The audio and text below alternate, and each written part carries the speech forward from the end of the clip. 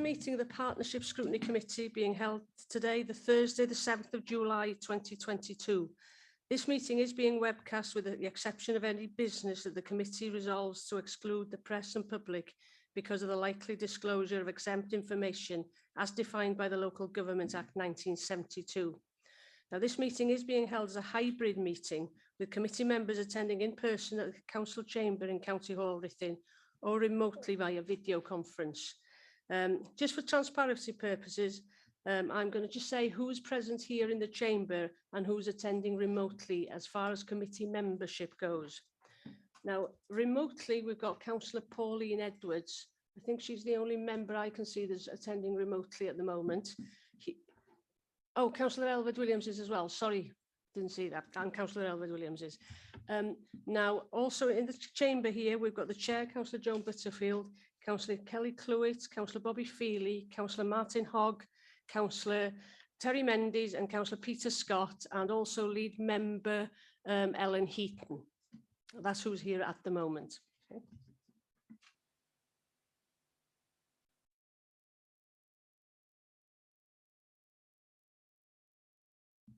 Thank you. I shall open the meeting now of our first scrutiny committee meeting of our partnerships.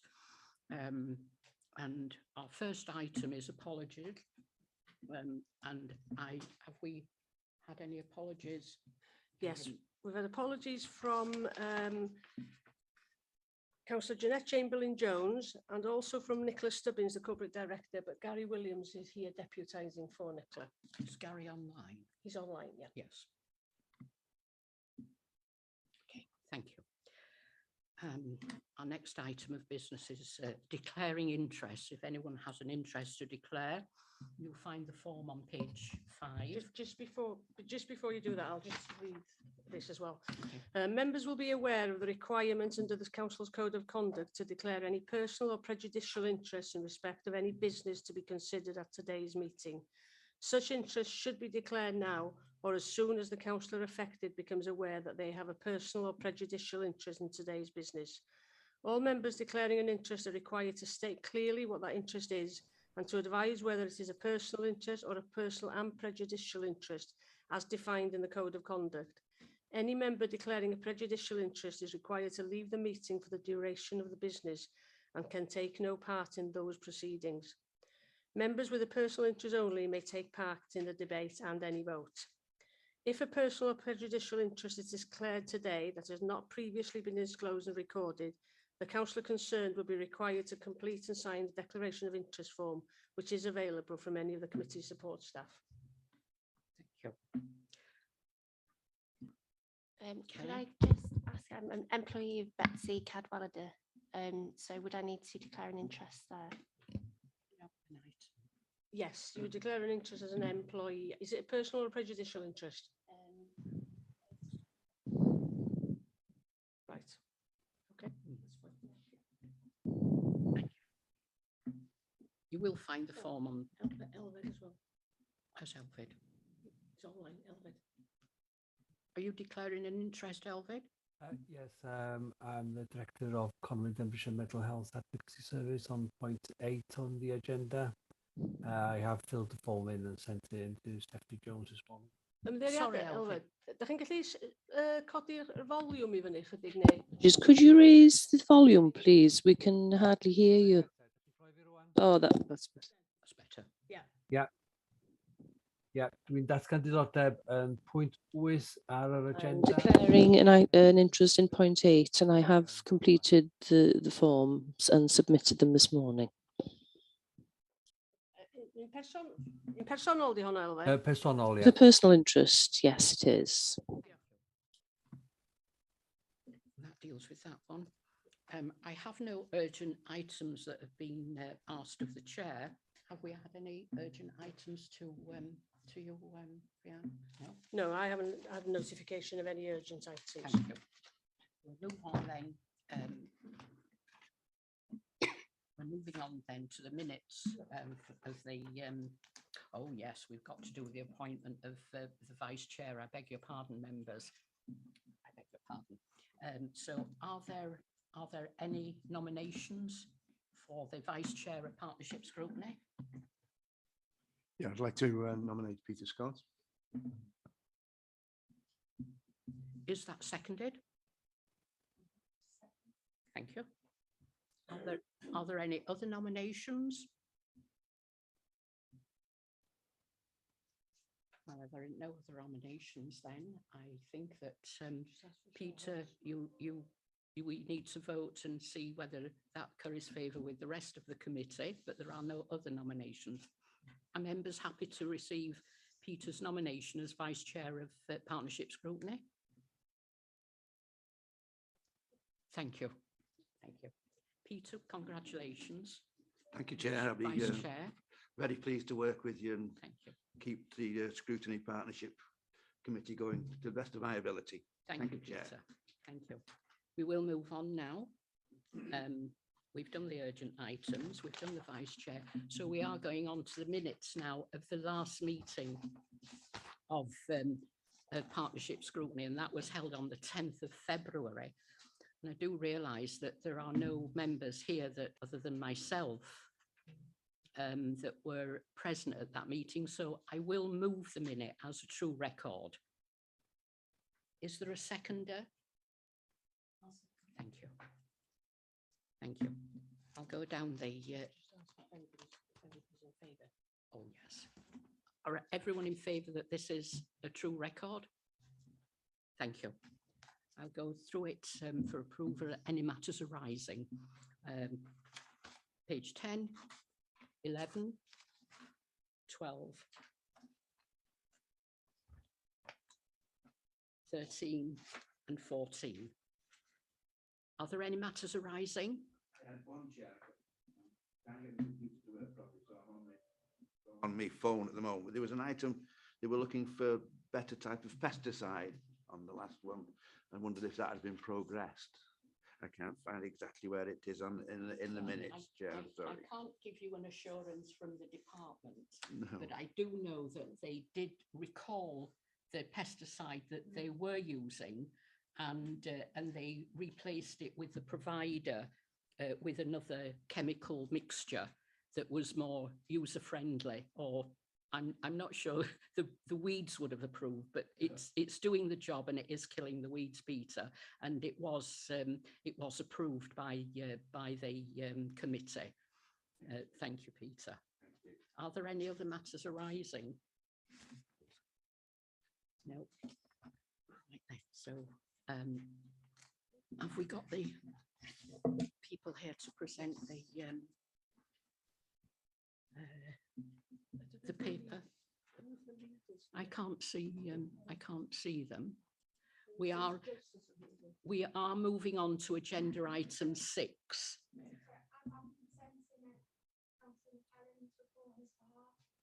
Oh, right, okay. The Okay. North Wales Economic Ambition Board one, yeah? Okay. Yes, Yeah, thank you. Thank you. Yes.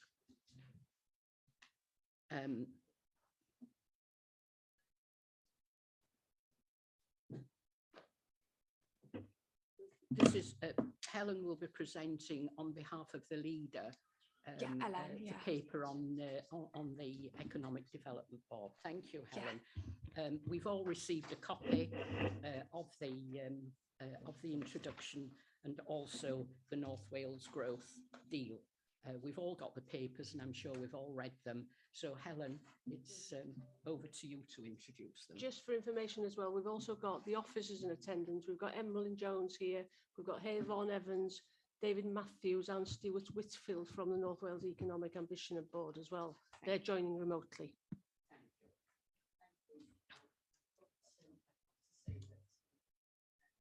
Did enjoy reading the report, Emmeline, and thank you for authorising the report. I can't, oh yes, I can see you. Thank you. Helen, over to you now. Thank you. Hello.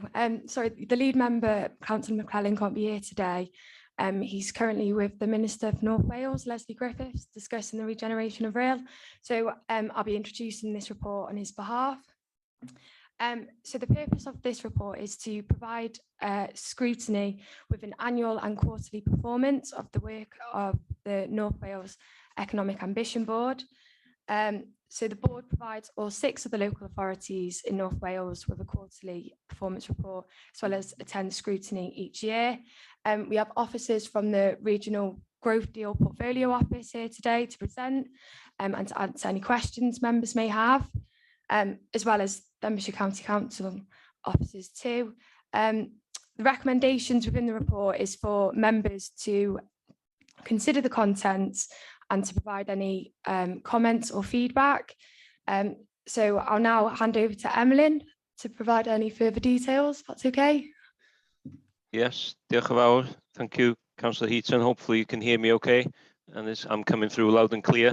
Apologies, I haven't managed to figure out on Zoom how to provide a corporate background to my video yet, so I'm still working on that. I've sorted it for Teams, but not for Zoom yet. Apologies. As I said, we've got colleagues from the North Wales Economic Ambition Board Portfolio Office here this morning. They will take members through a presentation of the highlights, well, a bit of background to the growth deal and the ambition board, since some members here this morning are new and maybe wouldn't have attended scrutiny in the past to hear the quarterly updates. So we thought that would be useful, but also focus in on the headlines of the annual report and the Q4 reports. Certainly, as you've probably seen from the reports, there are a number of projects within each of the programmes in the growth deal. Many of them, or most of them, long-term projects, and hopefully the report is really helpful to you and easy to understand around giving you a flavour of how each of those projects are progressing.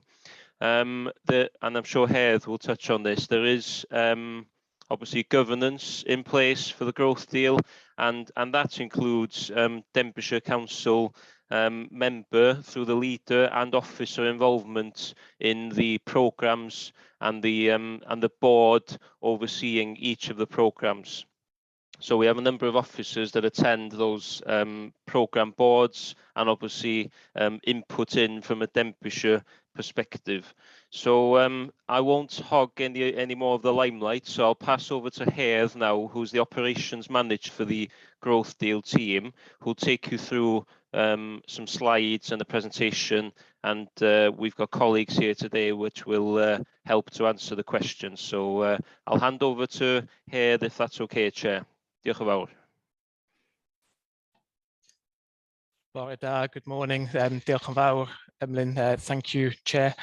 I'm just going to share my screen with a few slides, which hopefully you will all be able to see. Can you confirm that you're seeing those slides before I start? No, not yet. No, okay, hopefully now.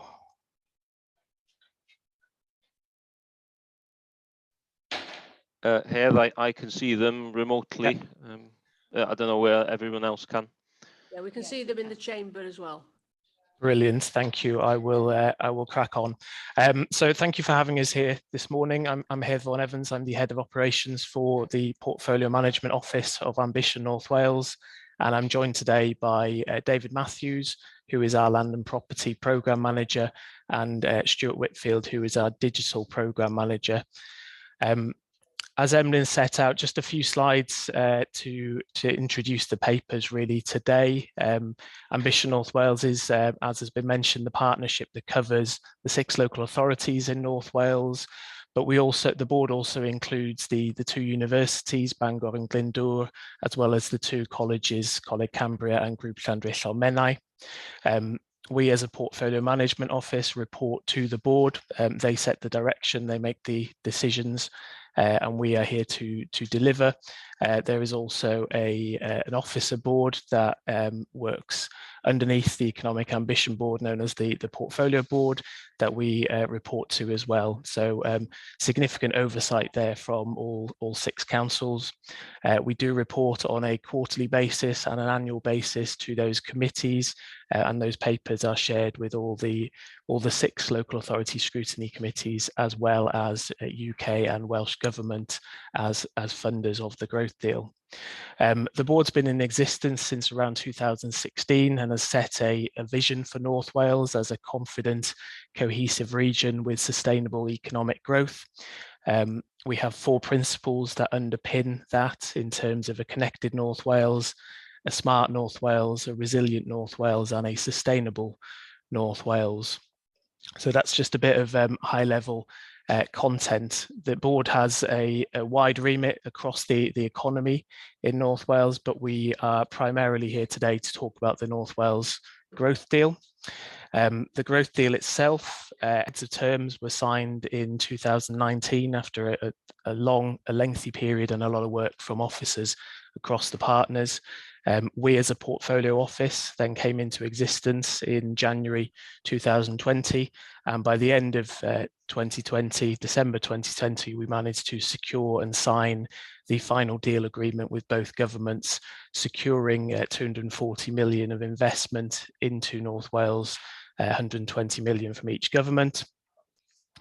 We have some clear objectives for the growth deal. All growth deals have set objectives that are built into that agreement with government, where we're seeking to create jobs in the region, to generate additional GVA, and to leverage that 240 million pound investment from government, seeking to deliver a total growth deal of approximately 1 billion. The North Wales growth deal, I should say all growth deals are structured slightly differently. The North Wales growth deal has been agreed on the basis of a portfolio which consists of 5 programmes. So we have our agri-food and tourism programme, looking to build a more sustainable economy to support jobs and prosperity from food production and tourism. We have a high-value manufacturing programme, looking to strengthen our position as a centre for innovative high-value manufacturing. We have a low-carbon energy programme, looking to take advantage of our natural resources and position North Wales as a leading low-carbon energy generation area. We have a land and property programme, looking to develop the infrastructure to unlock large development sites across the region to stimulate investment and create jobs. And then lastly but not least, a digital connectivity programme to ensure that North Wales is competitive and well placed to meet the growing demand for digital connectivity. That's a very quick high level overview of the 5 programmes, which we'll just run through in a bit more detail. This is an extract from the report, which we think is a really useful visual to just set out where all the growth deal projects are. As Emily's alluded to, the growth deal being signed on a portfolio and programme basis means that we are looking to deliver 20 projects over a 15-year period to realise the benefits for North Wales. So that means some of our projects are at a fairly early stage of development and will take and have a lengthy lead-in period before we move to delivery, while other projects are already in delivery. I'm going to hand over to Stuart at this point just to give a quick overview of where we are with the digital programme. Thank you, Stuart. Yeah, Kev. It's a useful prompt here, so I'll just run through those 4 projects you can see at the top of your screen there. So starting with our digital signal processing centre project. And this was a big milestone for the growth deal and the programme itself, in that it's the first project funded through the growth deal to reach the delivery stage. So that full business case was approved by the Ambition Board at the start of this year. The project involves investment in cutting-edge equipment to support Bangor University expand its capacity and capability in undertaking the R&D activities in telecoms. So they work typically with network operators, both large and small, and they also have a group of businesses around the region with whom they work with closely to help them increase their productivity, generate new products, and potentially, and we expect, as is articulated in the business case, to create jobs ultimately for the region. That launch for the project is actually this month, which is at the Dean Street campus building in Bangor. And it's going to be quite an exciting year for us to see those first benefits emerge from the centre, which itself has longer term plans, which the growth deal plays a part in helping to realise. More than happy to answer any questions on that, perhaps once I've finished the full projects.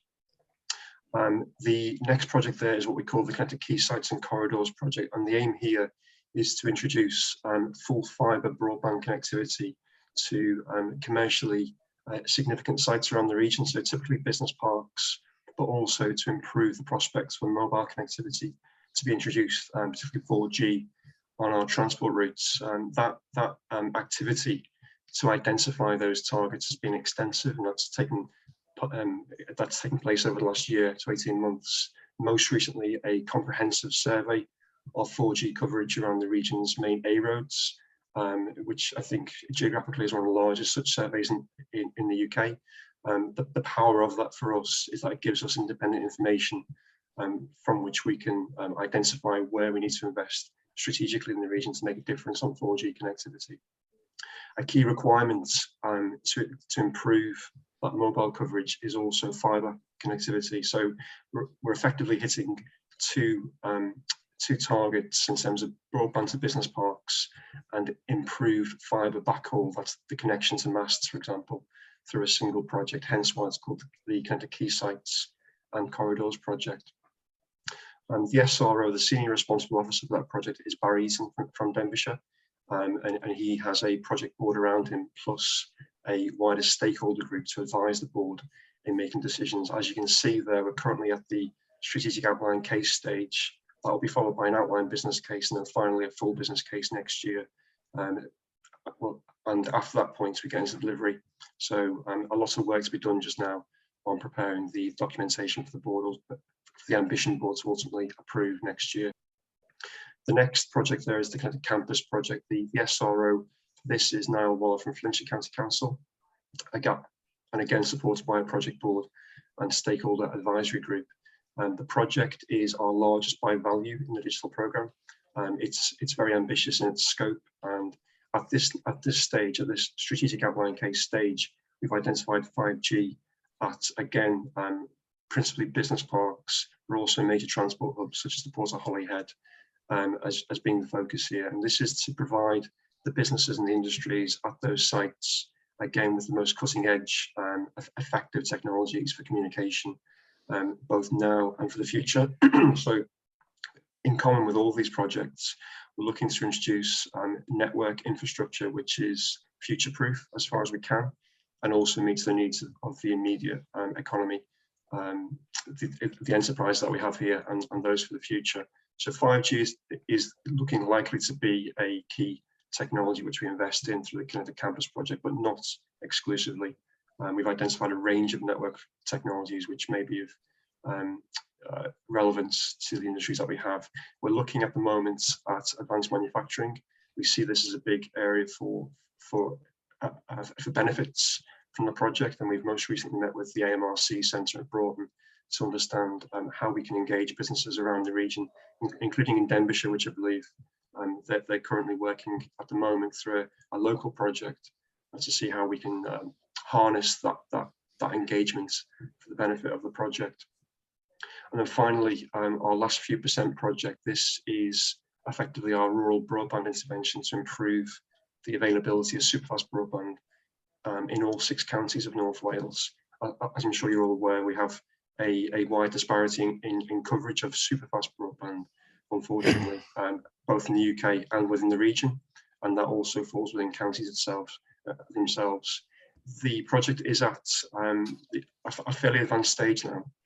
We're expecting to take the outline business case to the ambition board this month for approval, and that's a big milestone for us because that will trigger the procurement process, after which we get into delivery with the full business case going to the ambition board early next year. I think that's the quick run through the projects. More than happy to take questions now if it's appropriate. I think if we leave questions to the end, Stuart, if that's okay with the chair, we'll carry on through the presentation. So if I move on to the energy programme, just a quick overview here. The majority of the projects here are fairly complex and at an early stage of development. Just to highlight a couple, so the Moralice Tidal Energy Project by Mento Morn in Anglesey, which is a fantastic project, is now in delivery, the first phase of that project. Unfortunately, we We were unable to fund that first phase of development as was originally intended due to some EU funding rules, but we are in discussions with Mento Morn about a future investment in that site through the growth deal. And the second one that I would pick out is the Low Carbon Energy Centre of Excellence project with Bangor University, which the committee would have noted from the Q4 report is reporting red and is still reporting red at this point in time, primarily due to changes in scope and investment targets from the university, and they have requested further time to develop that business case and to confirm that proposal, which we are considering, and they will be presenting to our portfolio board that request later this month. If we move on to the next programme, and if I can ask David to come here and just give a quick overview, David, of the land and property programme. Thank you, Heath. Good morning, everybody. I'll just run through the projects very quickly, give you an outline of them, and currently while we're working our way through. Holyhead Gateway, this is a series of works within the Port of Holyhead to provide increased port capacity. We're currently working with Stena to scope out a way to invest in the port with the growth deal funding, working with a consultant, allowing for the fact that we have to work within state subsidy control and state aid rules as well. The nature of the works is that Stena will be looking to reclaim approximately 26 acres of seabed from within the port to provide that additional port capacity. The main driver for this now is to assist in the delivery and capture the supply chain benefits of offshore energy schemes in the Irish Sea. Tidal stream is one, but also offshore wind. There's an issue here in terms of the consenting for those large wind farms, which probably won't be completed until 2025, 2026. We're working with Stena at the moment in terms of a model of how we can de-risk the commercial investment in the port in order for that investment to play a role in delivering those benefits onshore at that time. So we're working in real time at this moment with Stena and their consultants on the way forward there. Next project is a Denbighshire County Council project. It's the former North Wales Hospital in Denby.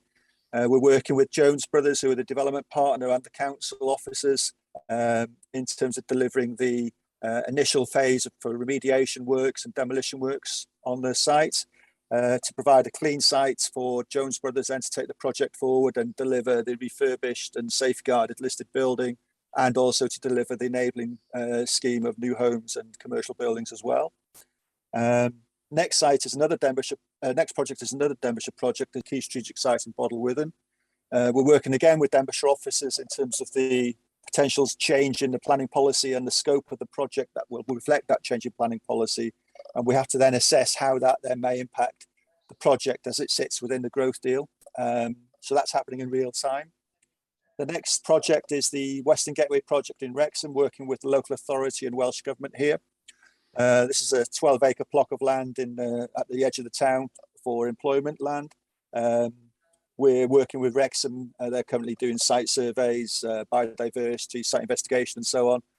One of the issues that we've encountered on the Western Gateway site is it's adjacent to the A483 and one of the junctions on the A483. That's been called in as part of the road review panel process within Welsh Government to review capital expenditure into new highway schemes. The Minister's decision on that project, on the road review projects, as insofar that it will affect Wrexham, probably will not be announced until the autumn. So we're waiting because there's a big dependency on the delivery of this project, we're waiting in relation for the Minister's decision, but making progress as best we can up to that point. Warren Hall in Broughton, similar project in some respects to Wrexham, employment land, located close to the A55. This site is owned by Welsh Government, 50-acre employment land close to Broughton Airfield and not far from Deeside Industrial Park. Again, this one's been caught by the road review panel as well. So we're looking for the Minister's decision probably in the autumn before we make substantial progress on this project. Next project is Parkbury in Keggin, which is just on the outskirts of Bangor. Again, a Welsh Government business park. Here we're making substantive progress at the moment with Welsh Government to deliver low carbon net zero in use employment units on the business park at the moment.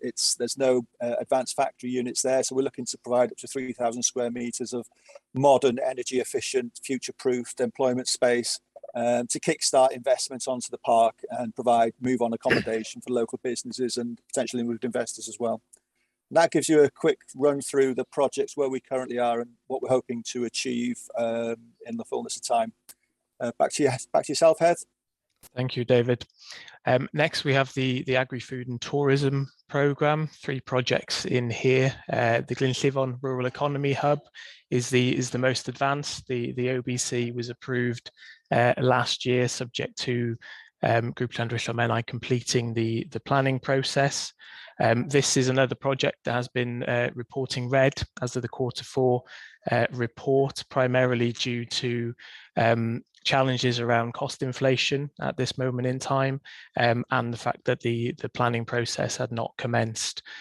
We are anticipating that pre-planning application will be submitted in the next fortnight and that this project will move to amber at that point. Next, we have the Llysfasi Net Zero Farm, another project reporting red as of the Q4 report, and this project is being reviewed at the moment following an assurance review last year, which identified some challenges around the regional impact of the project, and we're working with Coleg Cambria to identify a way forward for that project. And finally, the Tourism Talent Network, again, reporting red as of Q4 due to the legal structure of the hub and some potential issues there, but we've made significant progress working with Group Denbighshire Menai to address those now, and the project is reporting as amber as of Q1. Finally, the Innovation in High Value Manufacturing Programme, 2 projects here. The Centre for Environmental Biotechnology project with Bangor University is at an earlier stage of development, just finalising their strategic case. And then we have the Enterprise Engineering and Optics Centre, which has had its outline business case approved by the board in April and is now moving on to the procurement phase before bringing a final business case back at the start of next year for the board to consider and approve. We move on to the next slide. That was an overview of where we are in terms of the programmes. You've also got the annual report in your pack, which picks out some of the wider highlights from the activities of Ambition North Wales, which is greater than just the growth deal itself. I won't go through all of these on the screen, but some of the highlights from my perspective. We were successful in bringing in just over £1 million of additional revenue to fund specific activities that were complementary to the growth deal, in particular 500,000 in an innovation grant in partnership with Coleg Cambria and Llysfasi to look at pilot projects that would help the agricultural sector to decarbonise, which has been a really successful activity and one we hope to repeat in the future. We also adopted a energy strategy for North Wales in September, working closely with Welsh Government. And final highlight that I would bring to your attention is our successful delivery of the local full fibre network project, which was a UK government funded project and a precursor to the growth deal and the digital programme we have in the growth deal. And I just invite Stuart, if you can give us a brief summary of what that project's delivered. Yeah, thanks, Seth. So the project came about at a time when incidentally I was working for Denbighshire, and Denbighshire was the lead body for a consortium of public sector organisations around North Wales. And as Heath says, we were successful in securing significant amounts of funding from UK government to deploy full fibre connectivity across public services in the region, covering local authorities, health, and other representative bodies in the region. We've reached over 300 sites now with that connectivity, significantly improving the quality of connectivity and the resilience of connectivity to those sites, including over 100 GP surgeries. Denbighshire itself had in the order of 65 sites connected as a consequence, along with other councils in the region. A significant part of that project involved taking connectivity into particularly rural areas, and we've seen a large number of community council facilities, or rather facilities which host community council activities such as village halls and community centres benefit from that. In some cases, those connections have been in for a matter of months now. In others, they've been in for over a year or two. So we're starting to see the benefits of that being reported to us by our local authority colleagues, and we hope to capture those benefits over the course of this year to understand the impact around the region. As I say, health has been a big beneficiary generally. That's both the health board itself and also Digital Healthcare Wales, which is responsible for the connectivity to the GP surgeries in the region. We are also looking to effectively extend the scope of that project now with some Welsh Government funding. So as Heath says, that was UK Government funding.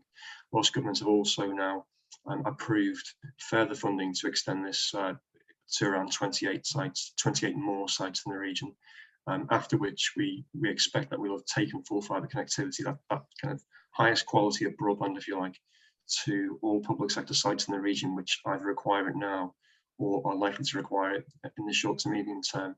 So that activity is being supported principally by the IT officers from the local authorities. And again, I mentioned Barry even before, he's been very supportive as the SRO for that new work, representing Denbighshire and the region more widely.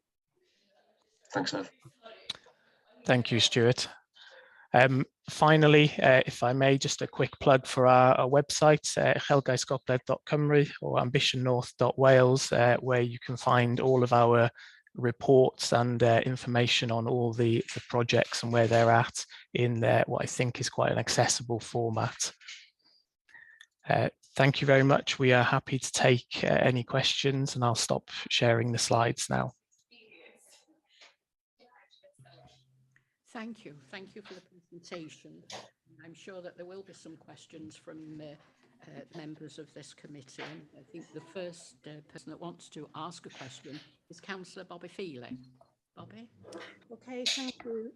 Thank you for the presentations from the various officers. And I must say, when we had our first full council this year, I did ask our CEO what would happen if we were having a presentation in the situation where some are in the chamber and some are not. How would that work? And he said the presentation and the officer concerned would be seen on the screen. Well, in actual fact, most of the time we just saw the screen. And bearing in mind, most of us have got the presentation on our devices that we're using. It would have been nice to see a face. That's just a personal opinion. I'm sure the rest of the committee have their opinions as well. But the question I want to ask is, I don't pretend to understand all the minutiae of detail, but I can see some projects under the RAG status are in the red. David Matthews, hello David, nice to hear you, even though I can't really see you. Hello, Councillor. Use the phrase, I think, something similar to in the fullness of time regarding some of the projects that were falling behind. I wondered, some of the projects falling behind are the Bottle Withen project, the agri-food and tourism performance, and also the low carbon energy one, which you have related to. I just wondered whether we could have something firmer, i.e., you know, when the red may become green on that. If I respond to you on the KSS Bottle Withen, there is substantive work going on at the moment with the council and Ambition North Wales councillor on Bottle Withen. But you know, the planning policy is changing substantially potentially from the KSS as was approved under the 2013 local development plan. We're in discussions with Denbighshire in relation to the nature of those changes, and we will be reassessing that project in the growth deal, probably coming towards the second half of 2022. I would also say that we're also developing a a system as well to look at projects which potentially could come into the growth deal. So I would anticipate that we will have an answer in relation to the bottle with them well before the end of this calendar year in likelihood. I think that's about as much as I can possibly say at the moment, I think. Thank you, David. If I could come in to answer in relation to some of the other projects mentioned by the councillor. So the Carbon Energy Centre of Excellence project with Bangor University, the university have requested a delay of 4 months, taking us up to October for them to confirm the scope of that project. That delay hasn't been accepted yet by the board. So as I said, they will be presenting at the end of this month to the portfolio board, where we look to agree a way forward. But we would expect clarity on that project and its role within the growth deal by the end of the calendar year. And similarly for the Llisvasi Net Zero Farm project, we expect to reach a position of clarity in the second half of this year, whether there is a way forward for that project, or if it is best for the project to be removed from the growth deal, which is obviously a decision and a matter for the board to decide. They have the delegated authority from both governments to make decisions if projects are no longer suitable to move forward. So we don't expect projects to remain in red in perpetuity. Issues need to be addressed, or a position will need to be taken by the board. Hopefully that answers your question, Councillor. Yes, to an extent. Could I just supplement it, Chair? Just with, as you know, at the moment, providing something goes wrong in terms of national government, which is having a bit of a wobble at the moment, I understand. We've got this levelling up monies coming in. Does the growth deal relate to the levelling up at all, or is it something totally in isolation, separate? Thank you, Councillor. They are two completely separate funding sources. The growth deal is one specific package where we have secured the funding, and obviously the levelling up is a new source of funding in which all local authorities are able to put their own bids in. I'm aware that there is a bid for the North Wales Hospital, which is obviously one of the projects in the growth deal, which we are supportive of, as it would enable that project to move forward. But they are separate funding streams, but we believe some of the investments that will be made through levelling up will be complementary to the work of the growth deal in terms of boosting the economy in North Wales. I just wondered if you were talking to each other at all. Okay, thank you. Yes, absolutely. We have a question now from Councillor Peter Scott. Thank you, Chair. It's just an observation in the quarterly report overall portfolio. You've got a risk of the red for inflation. It doesn't seem to be coming down. Is that going to affect many of the things you're attempting, or will you get round it? Will you get more money from other places? Thank you. Thank you, Councillor. Yes, it is probably the number one risk at this point in time in terms of particularly construction cost inflation. Will we get more money from other sources? I can confirm that we will not get any further money from UK and Welsh government for the growth deal. That is fixed at 240 million. So we're really looking to address this on a project by project basis.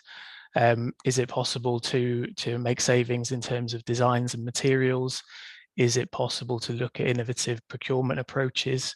In some cases, we will be asking the project sponsors to bring more money to the table, to put more investment in to meet that gap. And in some cases where none of those are possible, we may have to look at reducing the scope of the project and what it might deliver. And obviously that would be a decision that the board would have to make, taking all factors into consideration. Thank you. I thought reduce might be a word you would use. Thank you. Thank you, Peter. We have another question now from Martin. Joe? Joan, it's very hard to hear you, Joan. Okay, can you hear me now? That's a bit better. All the other speakers are quite clear, but yeah, thank you. Thank you. Sorry about that. I did find it difficult to hear from the top table, as they say, when we had a meeting earlier this week. And I did make a complaint that we couldn't hear from this microphone as well, very well. All the other members I could hear quite well, but I was online and couldn't hear quite as well as I would have liked. Sorry about that. I will lean forward and okay, thank you, Joe. Thank you. We do have a question now, if we might move forward, from Councillor Martin Hogg. Hi, thanks for the presentation. I just wanted to talk to you a bit about GVA, gross value added. I understand it's a growth new deal. It's about economic growth. But how exactly is it sort of captured on all these different projects, and does it capture other well-being benefits? Are we only looking at economic growth and GVA, or are we assessing these projects in other ways as well? Thank you, Councillor. It's a really good question and a topical one. All growth deals are required to have GVA as a target by government. So we have to have it, and it is primarily assessed on a project by project basis, looking at the GVA uplift from new jobs created. So that's the calculation, that's the metric in most instances. We have to record it for the purposes of our deal. We don't view it as the most important indicator. We have a very wide benefits realization framework, which is looking at a range of benefits, particularly softer benefits, the impact that we are having on communities, on people in the area. So it is part of the package, but it is not the be all and end all. Okay, thank you. Thank you. Are there any other questions that members want to ask? I think Elvid, I think you're requesting that you want to ask a question. Yep, diolch yn fawr iawn. Thank you. I'd like to ask a question regarding the digital connection.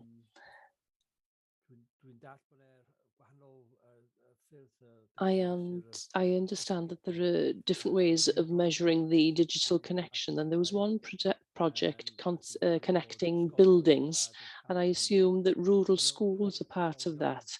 I think of the residents in my ward found it quite frustrating. Prion school, for example, had been connected with superfast broadband, but the other local schools weren't able to do that. What is being done to connect the work between what you're doing and what Openreach are doing in terms of connecting rural areas in particular? Thank you, Councillor. I'll ask Stuart to answer this question when the translator's caught up. Okay, yeah, I caught the question, thank you. So the scope of the LFN project, which is now completed, didn't include schools, and the reason for that was Welsh Government historically had invested in fibre connectivity to schools through its LEADU and LEADU 2 projects. So the message to us at the time was that there was no requirement for additional connectivity to schools back in 2019, 2020. So the scope for us effectively was everything other than schools in North Wales. I can't comment on the site that's been mentioned here, and perhaps that's one to be discussed with Denbighshire directly around what those plans and activities have been historically. The impact of the project beyond the public sector is important to note, in that if we take, for example, a library or a leisure centre, for example, the investment that we delivered through this project has had a wider effect on the quality of the network in that area. So each, what we call distribution point serving a property through the project, has been upgraded to account for all premises served by that specific location. So for example, it would be that the homes and businesses in the immediate vicinity of those sites that would benefit kind of more widely. And we are seeing that impact now. The company that we've used is Openreach. You mentioned Openreach in the question, and we've asked them to supply us with some information, some more definitive information around what the extent of that impact has been in the region, both at the premises level, at the locality level, but also regionally. We expect it to be significant, and we will be pressing them for more detail in due course. In terms of how we work with Openreach more generally, Openreach has published nationally its exchange area plans for the UK, including North Wales. They're available online to view, and that sets out where they intend to invest over the next 2, 3, 4 years or so. It's important to note as well that the wider public investment in broadband in the UK now is controlled largely by DCMS, UK government, and they've announced their Project Gigabit scheme 2 years ago now, which is now starting to reach Wales. Next month, we're expecting to hear the outcome of a public review of broadband, which identifies those premises that currently don't have superfast broadband and don't stand to have it for the next 2 years. And the outcome of that review will help us with the Growth Deal project define exactly where we need to invest in the region to bring forward that connectivity sooner rather than later. And Openreach plays a part in the review by supplying information to government to explain exactly where it's going to go.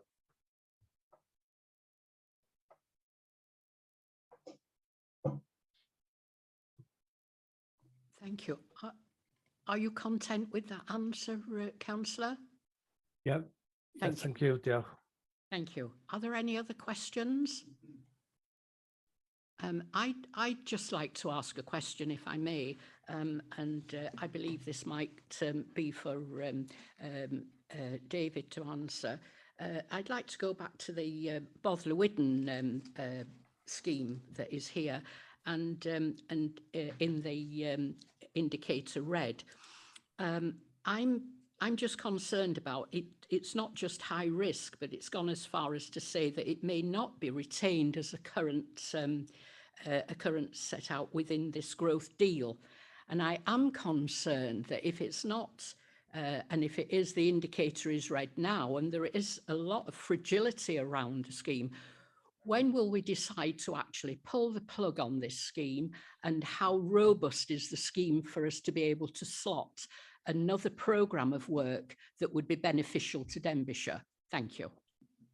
Hello, Councillor. Yes, I think we'll have a decision on Bothler-Widden, and I appreciate there's a distinction here between local development plan policy, which is a council reserved matter, and its place, the project's place within the growth deal. I think the scoping of the local development plan delivery is something that we've been in discussion with Denbighshire, and also which gives a policy certainty. And then beyond that is the delivery timeline to actually deliver the project within the life of the growth deal, which again is a concern, which is why we have the red rating in the RAG assessment. I think in terms of where it sits within the growth deal, like mentioned to Councillor Feely, I think you'll probably have certainty on that probably into the autumn, early winter at the outside, I would imagine. Those discussions are ongoing. They're quite well advanced. There's broad agreement on most points. However, I don't think it's the right forum for me to sort of, give it a firm indication here and now as to what may happen going forward. In terms of possible replacement projects, we are in the process of completing a dry run on what we call a horizon scanning questionnaire at the moment. We'll be probably issuing that at the start of the autumn to all the various stakeholders, our partners, for alternative projects to be put forward for consideration within the growth deal. And at the same time, there's a discussion document in early stages as well in terms of the strategic process above that, in terms of governance as well, which will be being submitted to the portfolio board shortly as well. So I think that the building blocks are there in place. I think it's just a case now of going through due process, really. And I wouldn't be surprised if a future scrutiny committee, when we come back to you again in the future, that we will be sort of providing better clarity for you on these points, which both yourself and Councillor Feely probably answer the questions in a more open way than probably we're able to at the moment.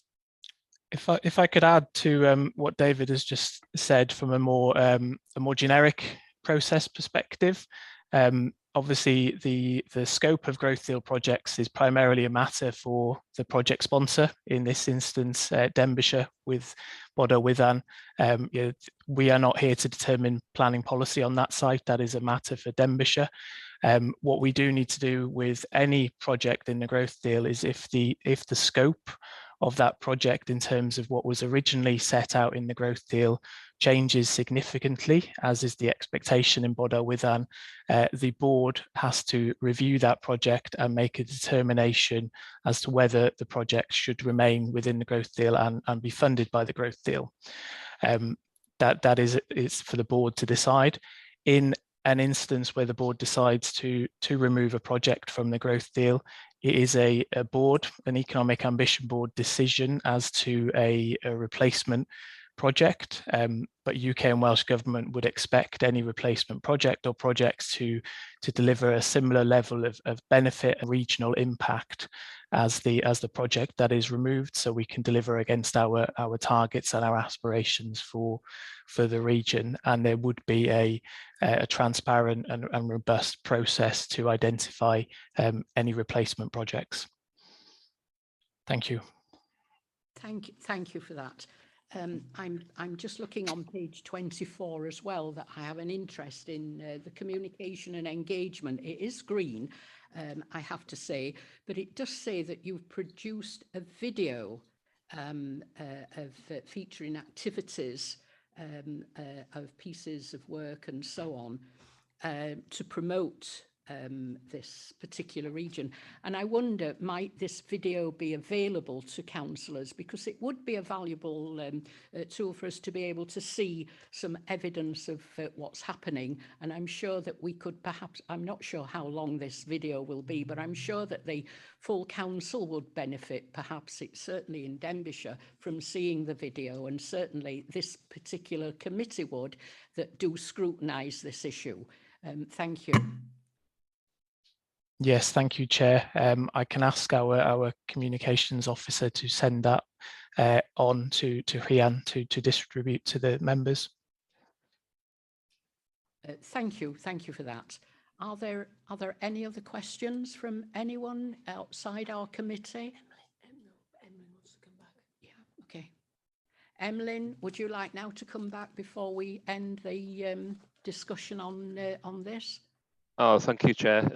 Just a couple of points, just to provide reassurance, certainly from following Hare's comments and David's, that we're working really closely with the growth deal on the issues that have been discussed. We're certainly preparing ourselves also for that horizon scanning exercise that David mentioned there, to obviously look at any other opportunities for other sites in Denbighshire. So we'll be working closely with colleagues on that. You mentioned the video there. We are working with Hare and his colleagues about potentially running a council briefing session on this, to provide the wider members with information around the growth deal, the programmes, maybe showing these videos and so on. So again, we're looking at that as an option for all members.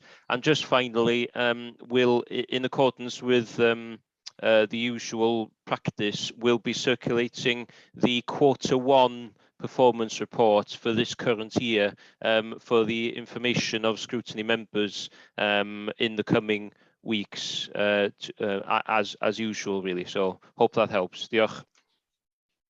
Thank you, Emlyn. I'm sure, yes, I'm sure it does, because I'd already made notes on my papers to ask for a short briefing certainly for members of Partnership Scrutiny Committee, but I'd already made the note to say that we would perhaps benefit from a briefing about the Economic Ambition Board, just perhaps an informal one. But I thank you for that, and looking forward to that presentation when it's ready to present. Thank you, Emlyn. I don't think there are any more questions from people outside this group that are in office, and there are no more questions from anyone sat around the table. So I thank the officers for the report, thank them for their candour. I think we should really keep abreast of what is happening. We're talking about mega amounts of money here that will benefit, I'm sure, all the region. And thank you so much for your presentation, Emlyn and David and Stuart. Thank you so much. And looking forward to the next presentation, and hopefully we're making inroads into the red areas and moving them forward. Thank you. Thank you, Chair. Chair. I'd like someone now, we've moved to the resolve, the recommendations that we've got before us. And that recommendation is to consider the contents of the Q4 annual report and we've provided comments and feedback. So would someone like to move that? Bob is moving it. Second, Chair. And Peter's seconding it. Thank you. Thank you so much, officers, for attending. And it has been, we have dealt with the recommendation and we're quite happy to receive it. Thank you.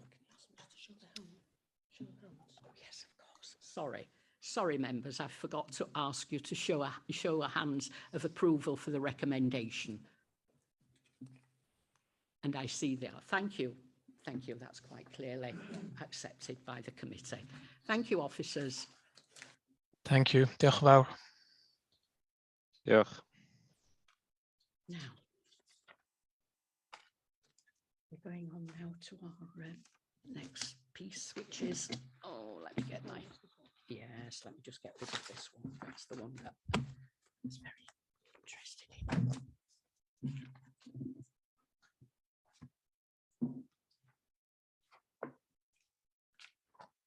Oh, I forgot to thank you, Helen, for presenting for the leader. Thank you so much. And I'm sure you could have come and sat around the table. It seems that you're off on a limb up there, but thank you for attending on behalf of the leader. We are now moving on to the agenda item 7, which is the homeless and housing support services report. We've got the lead member here, Rhys, and so I'm going to pass it over to you now, Rhys, to introduce your paper. Thank you. Are the other officers here? Anne, I can see Anne Lloyd. I don't know where Nigel's here. Nigel Jones, yeah. And I can see Mark. We've got audit, Joan, we've got audit here as well. So we've got Lisa Hart, who's done the audit report, and Bob Chowdhury, and Liz Greaves just joined us as well. Thank you. Oh, yes, I can see Liz now. Thank you very much. I will now pass over to you now, Rhys, to present the paper. Thank you, Rhys. Wel, diolch yn fawr iawn I chi cadeirydd. Thank you very much, Chair. Diolch yn fawr iawn, Joan. Thanks, Joan. I've enjoyed the 5 years I spent on the Scrutiny Committee. It seems strange being back at the other side of the table, but thank you for the welcome, and a warm welcome to all the new members to this Scrutiny Committee. It's nice to see you.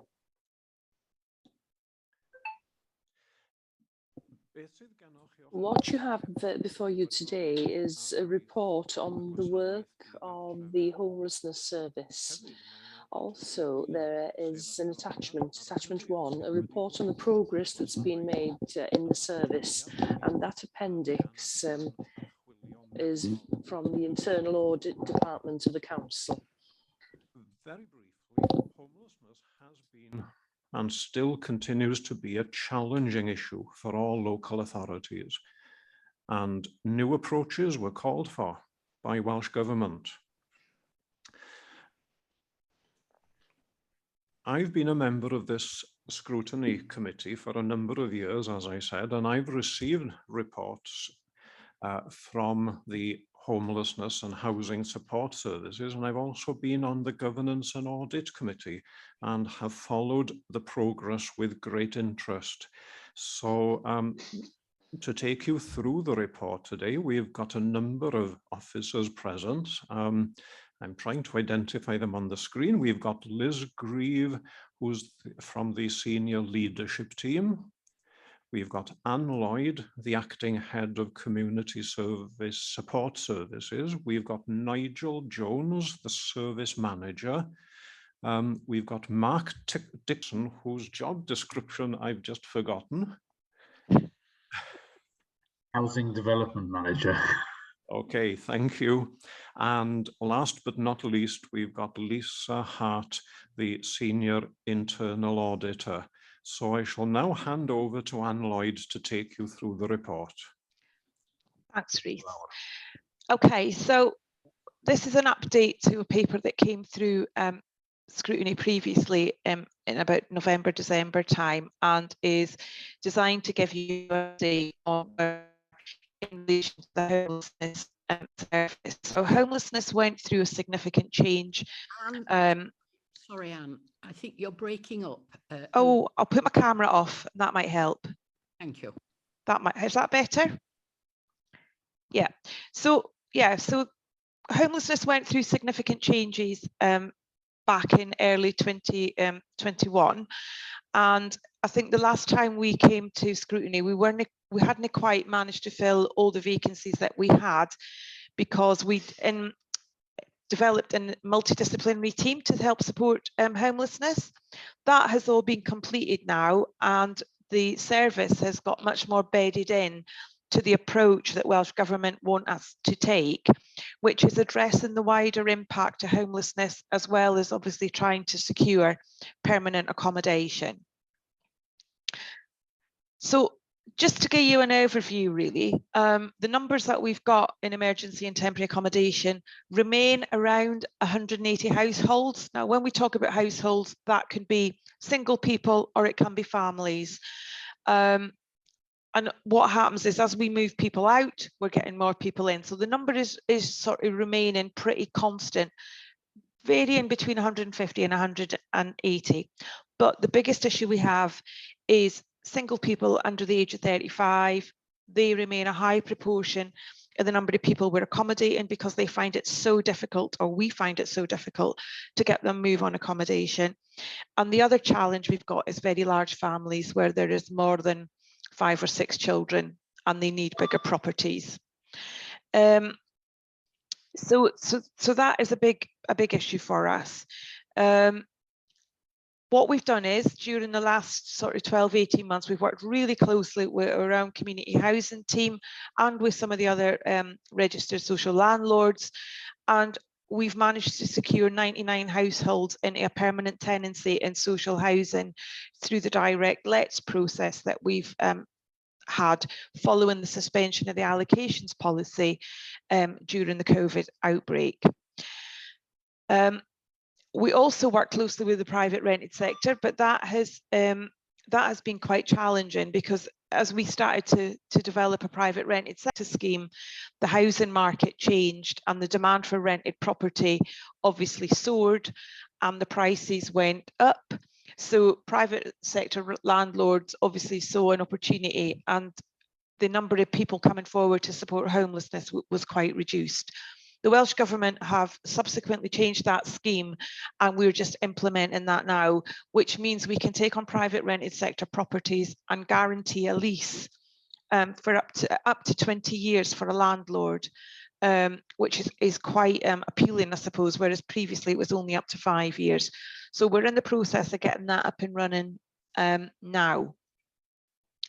We've also been asked to develop what's called a rapid rehousing approach, and we've been working on that for quite a while now, and we're just working through and developing an interim plan to go into Welsh Government, which is how we're going to develop rapid rehousing over the next 5 to 10 years. And rapid rehousing is where somebody will come into homelessness, we will assess them, find them a tenancy, move them into that property, and then put all the necessary support in to maintain that tenancy. And that should then reduce the reliance on using emergency accommodation, such as hotels and bed and breakfast accommodation, and even if we have to use it, it's for a short period of time, whereas at the moment, there's a heavy reliance on that. So that's where we've got to get to within a 5-year period. That's quite a challenge for us because of the numbers we've currently got in emergency accommodation. One of the other things that we're currently doing, and we've just done, is award a contract for an early intervention and prevention contract. So what we've done there is we've gone out through our housing support grant funding, and we've procured a contract which is made up of a partnership agreement with Shelter Cymru, Clwyd Allen Housing and Warm Wales. And their responsibility is to get people as far upstream as they possibly can to make that intervention and stop people actually becoming homeless, because quite often it's people have got into debt or family breakup. Sometimes people just bury their head on the fact that they're going to become homeless. It could be that the landlord has just decided to sell the property. So there's various reasons why people become homeless. So it's very much around trying to get that as early as possible and prevent people entering statutory services, which mean they need to come into emergency accommodation. So that contract was awarded in April and is just ready to go live now.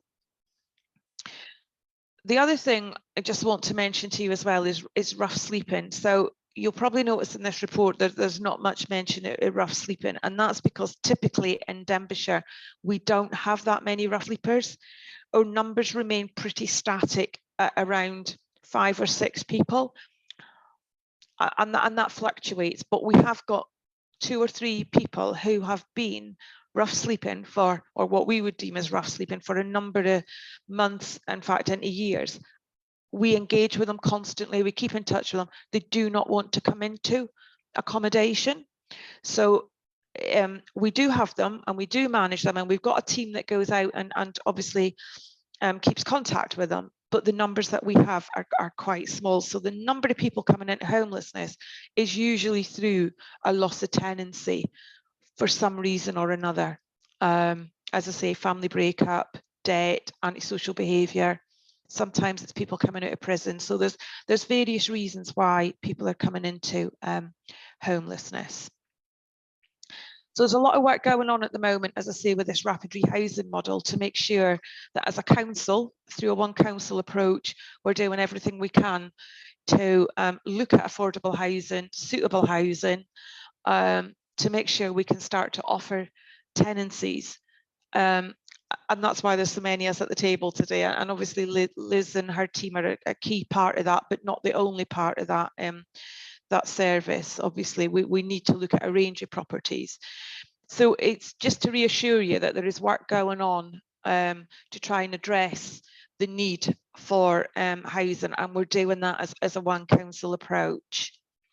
What I will do now is I'll pass you across to Lisa Hart, who'll give you an update on the audit, and then I think what's probably better then is that maybe we just take any questions that you've got, if that's okay. So Lisa, do you want to just... Yes, is that right, Joan? Yes, thank you. That would be very good. Thank you. Okay. Hearing from Lisa. Okay, thank you. Good morning, everyone.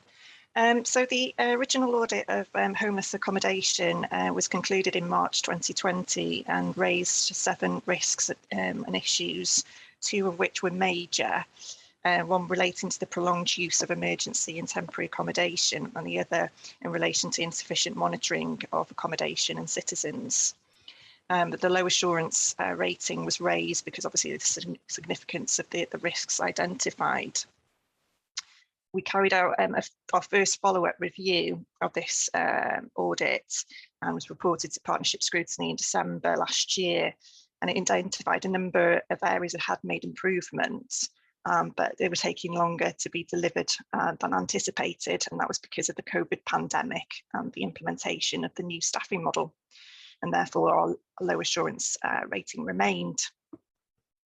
This second follow-up review that we've just identified that considerable progress has been made, and there's now only 5 of 18 actions remaining.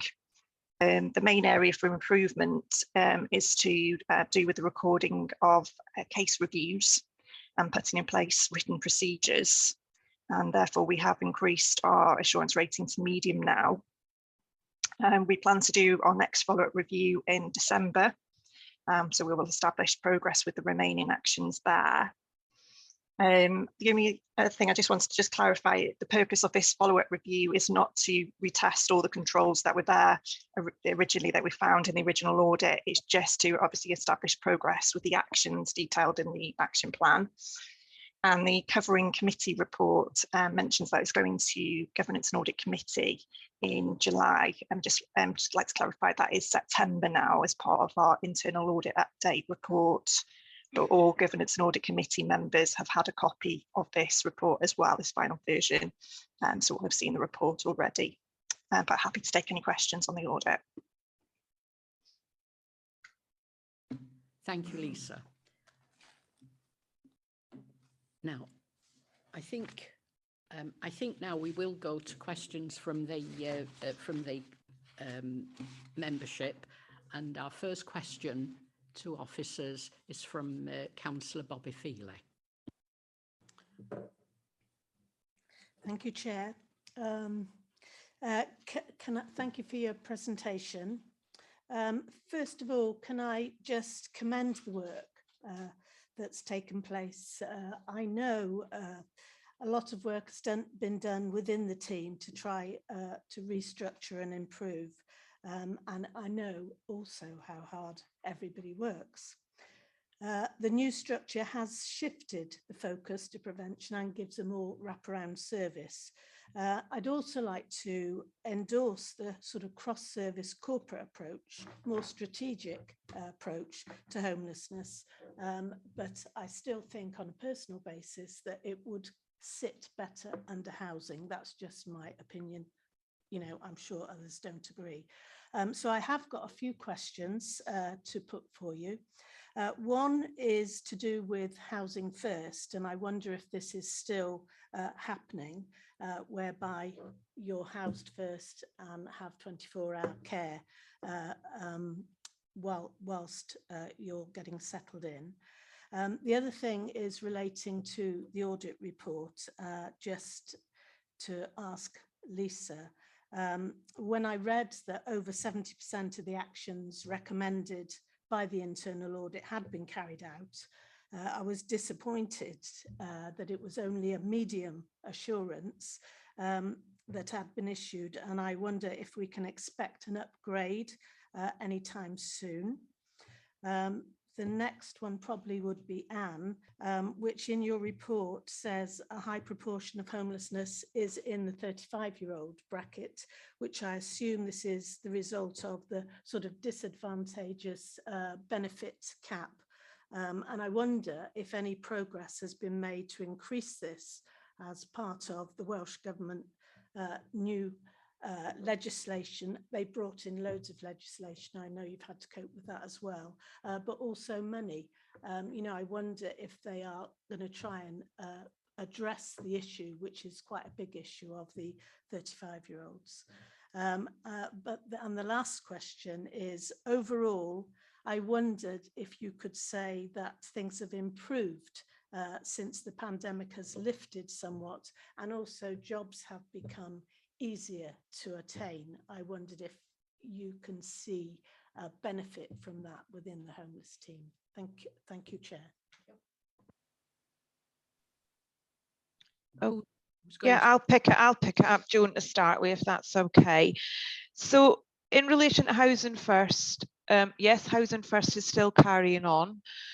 So Housing First is for the most entrenched homeless people with the most complex needs, and is a longer term service that is 24/7 and is around tenancy first and providing ongoing intensive support to people. That funding has been coming through Welsh Government for about 3 or 4 years now, and at this moment in time is continuing. We work across Denbighshire, Conwy and Flintshire. We manage the teams that work across them 3 services, but the funding obviously comes across Conwy and Flintshire too. So yes, Housing First is still there. And the rapid rehousing model includes Housing First type provision moving forward. So where somebody is deemed to have really intensive support needs, they will get Housing First.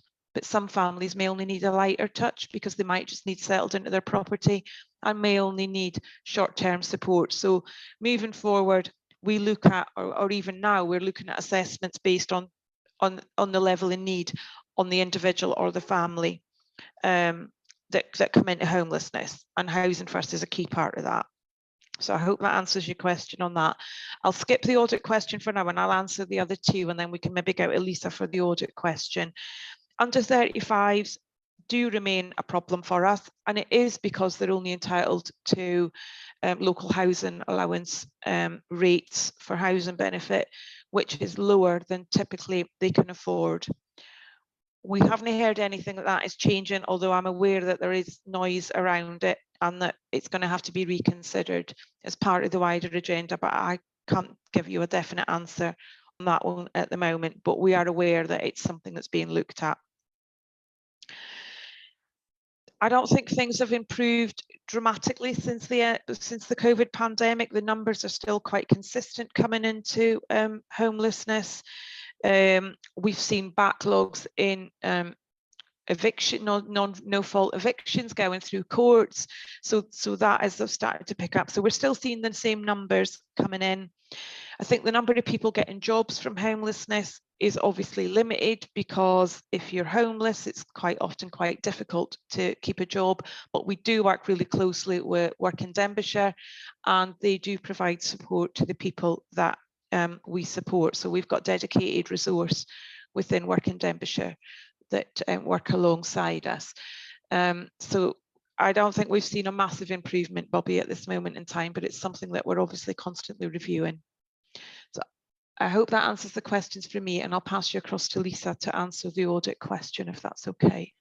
Thank you, Anne. Thank you for the questions as well. Just to confirm that we did actually consider the high assurance rating when we were pulling together the report, because obviously the progress that had been made.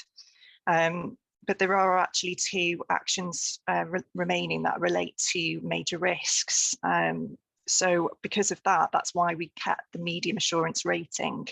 But if the progress continues as it has done since our last follow-up review, then we hope obviously to give the review a high assurance rating next time.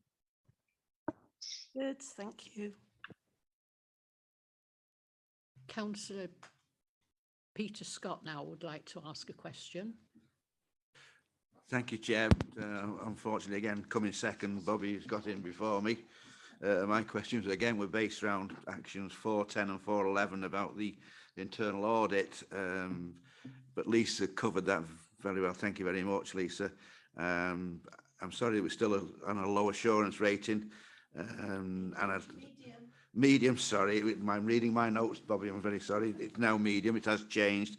I look forward to the next review in December, but I note from the recommendations that there's going to provide a further update on the 27th of July. Is that likely to happen? Thank you very much, Chair.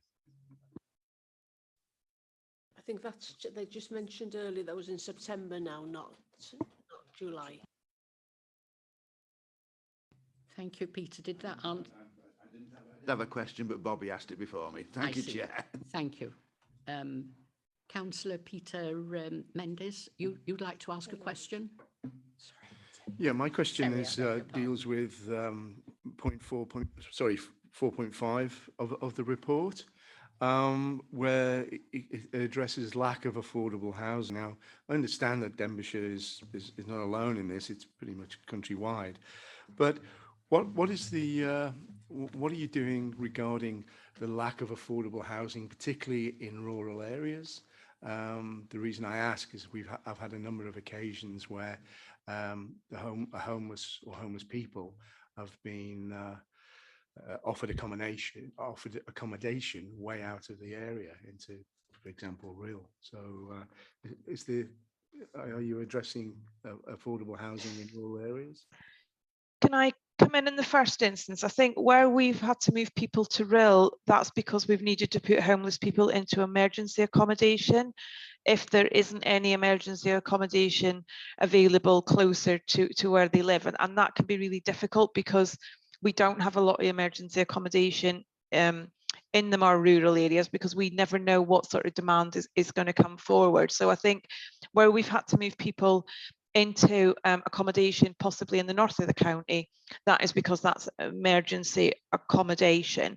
I think when we're looking at affordable housing or social housing, then that's a slightly different issue.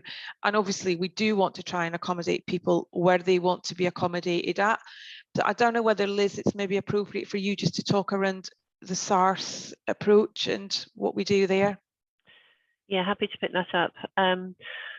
I'm talking from a perspective of social housing rather than affordable housing, so that there are technical differences between the two, but from a social housing perspective, we have demand across the whole county, but to be frank, the most acute demand is in the north of the county. So that's where we have the largest number of people waiting for social housing. According to law, you can only identify a county that you want to have social housing, although we do ask people to give us their preferences according to where they'd like to go, and the vast majority of people wanting to live in the rural or Prestatyn area. When we have social houses become available, both Denbighshire Housing and also our RSL partners, then we do go to the homelessness team first, and wherever the house is or the accommodation is in the county, we do offer that up. And we have had experiences where people have moved successfully to the south of the county or middle part of the county, but actually more often than not people aren't happy if they want to stay close to families and friends in the north, and that's where they want to be. So that's a slightly different answer to your question, except to say that we are looking for development opportunities across the whole county, and the issue of affordable housing in terms of housing for people to be able to purchase or rent privately is certainly a wider issue and something that we want to address with partners across the board. Okay, well, my question then hasn't really been answered. I mean, are there any building projects in the south of the county in the pipeline or even on the drawing board? There are in the pipeline. From a Denbighshire housing perspective, I can't tell you, I'm afraid. I'm not au fait enough with regard to the RSL plans in terms of building social housing in the south of the county, and also the planning department know what applications are being put forward for wider housing developments across the county. So we'd have to ask that question of them. The other thing I'd say also is that we do have a policy of buying back council houses that have been purchased as part of the right to buy scheme. So whenever those houses do come on the market, we do look to purchase those back. And actually, I think we've had a few. Mark might nod at this point. We've had a few over recent years that we have bought back in the south of the county. So we're not ignoring the south of the county by any stretch of the imagination, but that's the situation at the moment. Thank you. Are you happy with that answer? Thank you. Thank you. I think Councillor Martin Hogg has a question for the team. Thank you. Yeah, I mean, it sounds really challenging what you're trying to do. It sounds like you've got resource issues and all sorts, but you do seem to be looking to do some preventative actions. And I wondered, is there a sort of at-risk measure that could identify across the county what households are becoming at risk of becoming homeless? you know, do you have that information available, sort of like an early earthquake warning system, if you like, because of you know, cost of living is rocketing up, and you mentioned financial reasons are often one of the biggest drivers for homelessness. So do you feel like you've got a good measure, a good sort of foresight into what might happen in the future?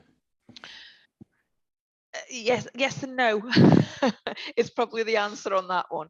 I think, you know, we know there are certain factors that can make people homeless, and to be honest, we did a piece of work through a revenue and benefits team where they did have access to data that could identify households that were at potential risk of homelessness, and that was maybe that they were falling behind with payments on council tax and things like that, or benefit entitlement. So we did quite a proactive piece of work as a pilot, and that proved really successful. But quite often we're relying on families almost coming and telling us that they're at risk, and that doesn't happen quite often until they're in crisis. So the whole point of this early intervention and prevention contract that we've just gone out with is to try and engage the at risk, but get people as so there's a lot of education that needs to go on, because, you know, the minute you start falling into arrears with either your rent or your council tax or other bills, can sometimes be the trigger. As I say, it can be the landlord may just decide to put the house up for sale, and actually some people are almost in denial that it's going to happen until they're actually served an eviction notice. So we do know there are some typical factors. And we're looking at ways to try and engage with people much earlier on. Part of this contract that we've also procured is around education. And when I talk about education, I talk about that in the widest sense. It's about letting people understand that there is a service there, that the quicker they engage with us, the better, but also getting into schools and working with young people just to try and help them understand that, you know, they expect, well, if I get kicked out, the council will give me a home mentality. We can't give them a home because we haven't got homes to give them. So we are looking at education. We are looking at engaging with as many other partners as we possibly can. So, you know, if somebody turns up somewhere to the job centre, for example, we've got somebody now based in the job centre that just deals solely with homelessness in relation to people coming in who are claiming benefits, and we identify at that point, are they at risk of homelessness? So we're trying to get as much services out there to engage with people much further upstream, but it's a challenge because people sometimes don't acknowledge they're at risk of homelessness, or actually aren't aware maybe that they're at risk of homelessness. So whilst yes, we do know the factors, and we do try wherever possible, we just need to keep getting the messages out there. Come to us as soon as you possibly can and get the help. You know, we work closely with citizens' advice. You know, we're working as close as we can with a range of partners. As I say, again, work in Denbighshire, somebody looking for a job may very well disclose at that point that actually their housing situation is precarious. They will then obviously divert people into the homelessness team. So it's working with a range of partners to do that as well. So yes, but there is more that can be done, I think. So I hope that answers your question.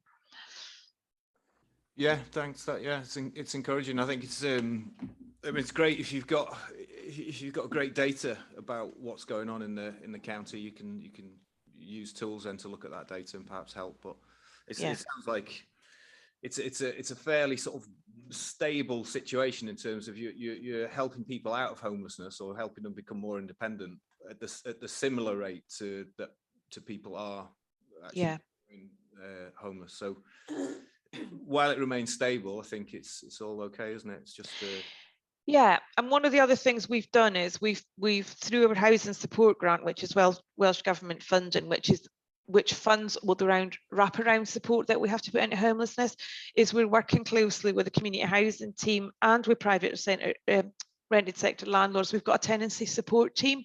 So it's as much about keeping people in their tenancies as well.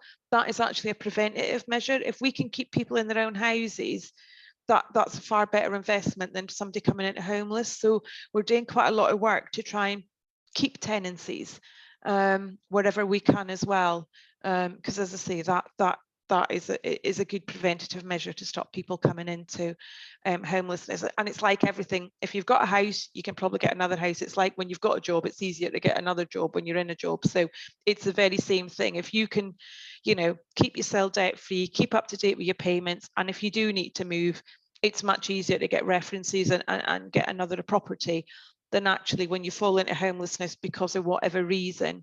That can always make it more challenging. So yeah, so we're looking at it for both ends, really. Okay, thanks. Okay. Councillor Kelly Plewitt has a question now for. Thanks very much. It's obviously a really challenging landscape, and I think sounds like you're all doing, you know, a fantastic job. But could you just expand on what provisions that we have for families with members of their households with special needs, such as mobility and care needs? And is there an ongoing programme for development of that type of accommodation? Right, well, I'll start and Liz will probably join on this one. So obviously, you know, where we know people need adapted properties, we do have a group that look at that. And obviously, you know, Mark's nodding his head profusely here as well. So we're very much aware, you know, families that are in need, and we work closely with our, you know, our community support service wider team, the community resource teams and the social workers and things that are sitting within our social services, both adults and children's. So we do work really closely with these families. It's often a challenge if they have to come into emergency accommodation, obviously, but as a wider issue, yes, we do. So I'll pass across to maybe Liz or Mark, who may be able to give us a bit more information around the actual bricks and mortar situation. Yeah, if I start and Mark can give more details. We have on our staff waiting list, we have a couple of areas of particular concern. One of them, about 50% of the people waiting for social housing are single households. So it's one person living there. So we've got particular demand of people that need one bedroom accommodation. And also we have a large number of very large families. So we've got over 40 families that need houses of 4 or 5 bedrooms or above. And those sorts of things don't come on the market very often.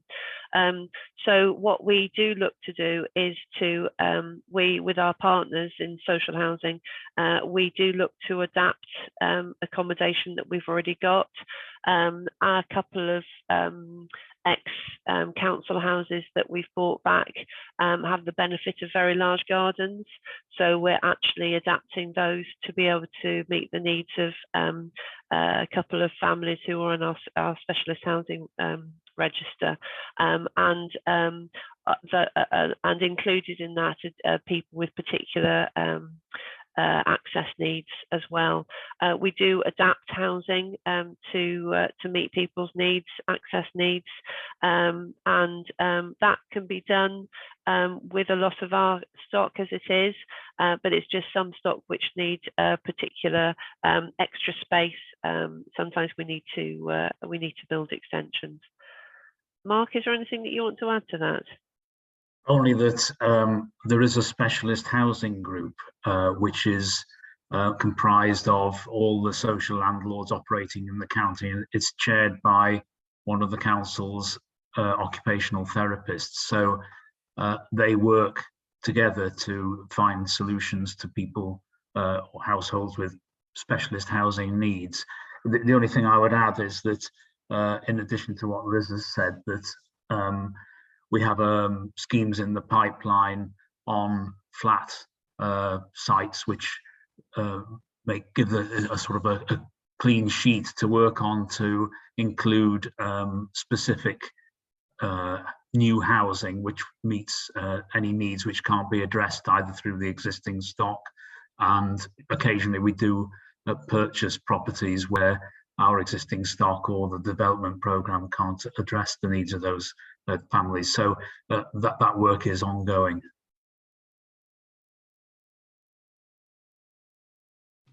Are you happy with the answers, Councillor? Yes, thanks.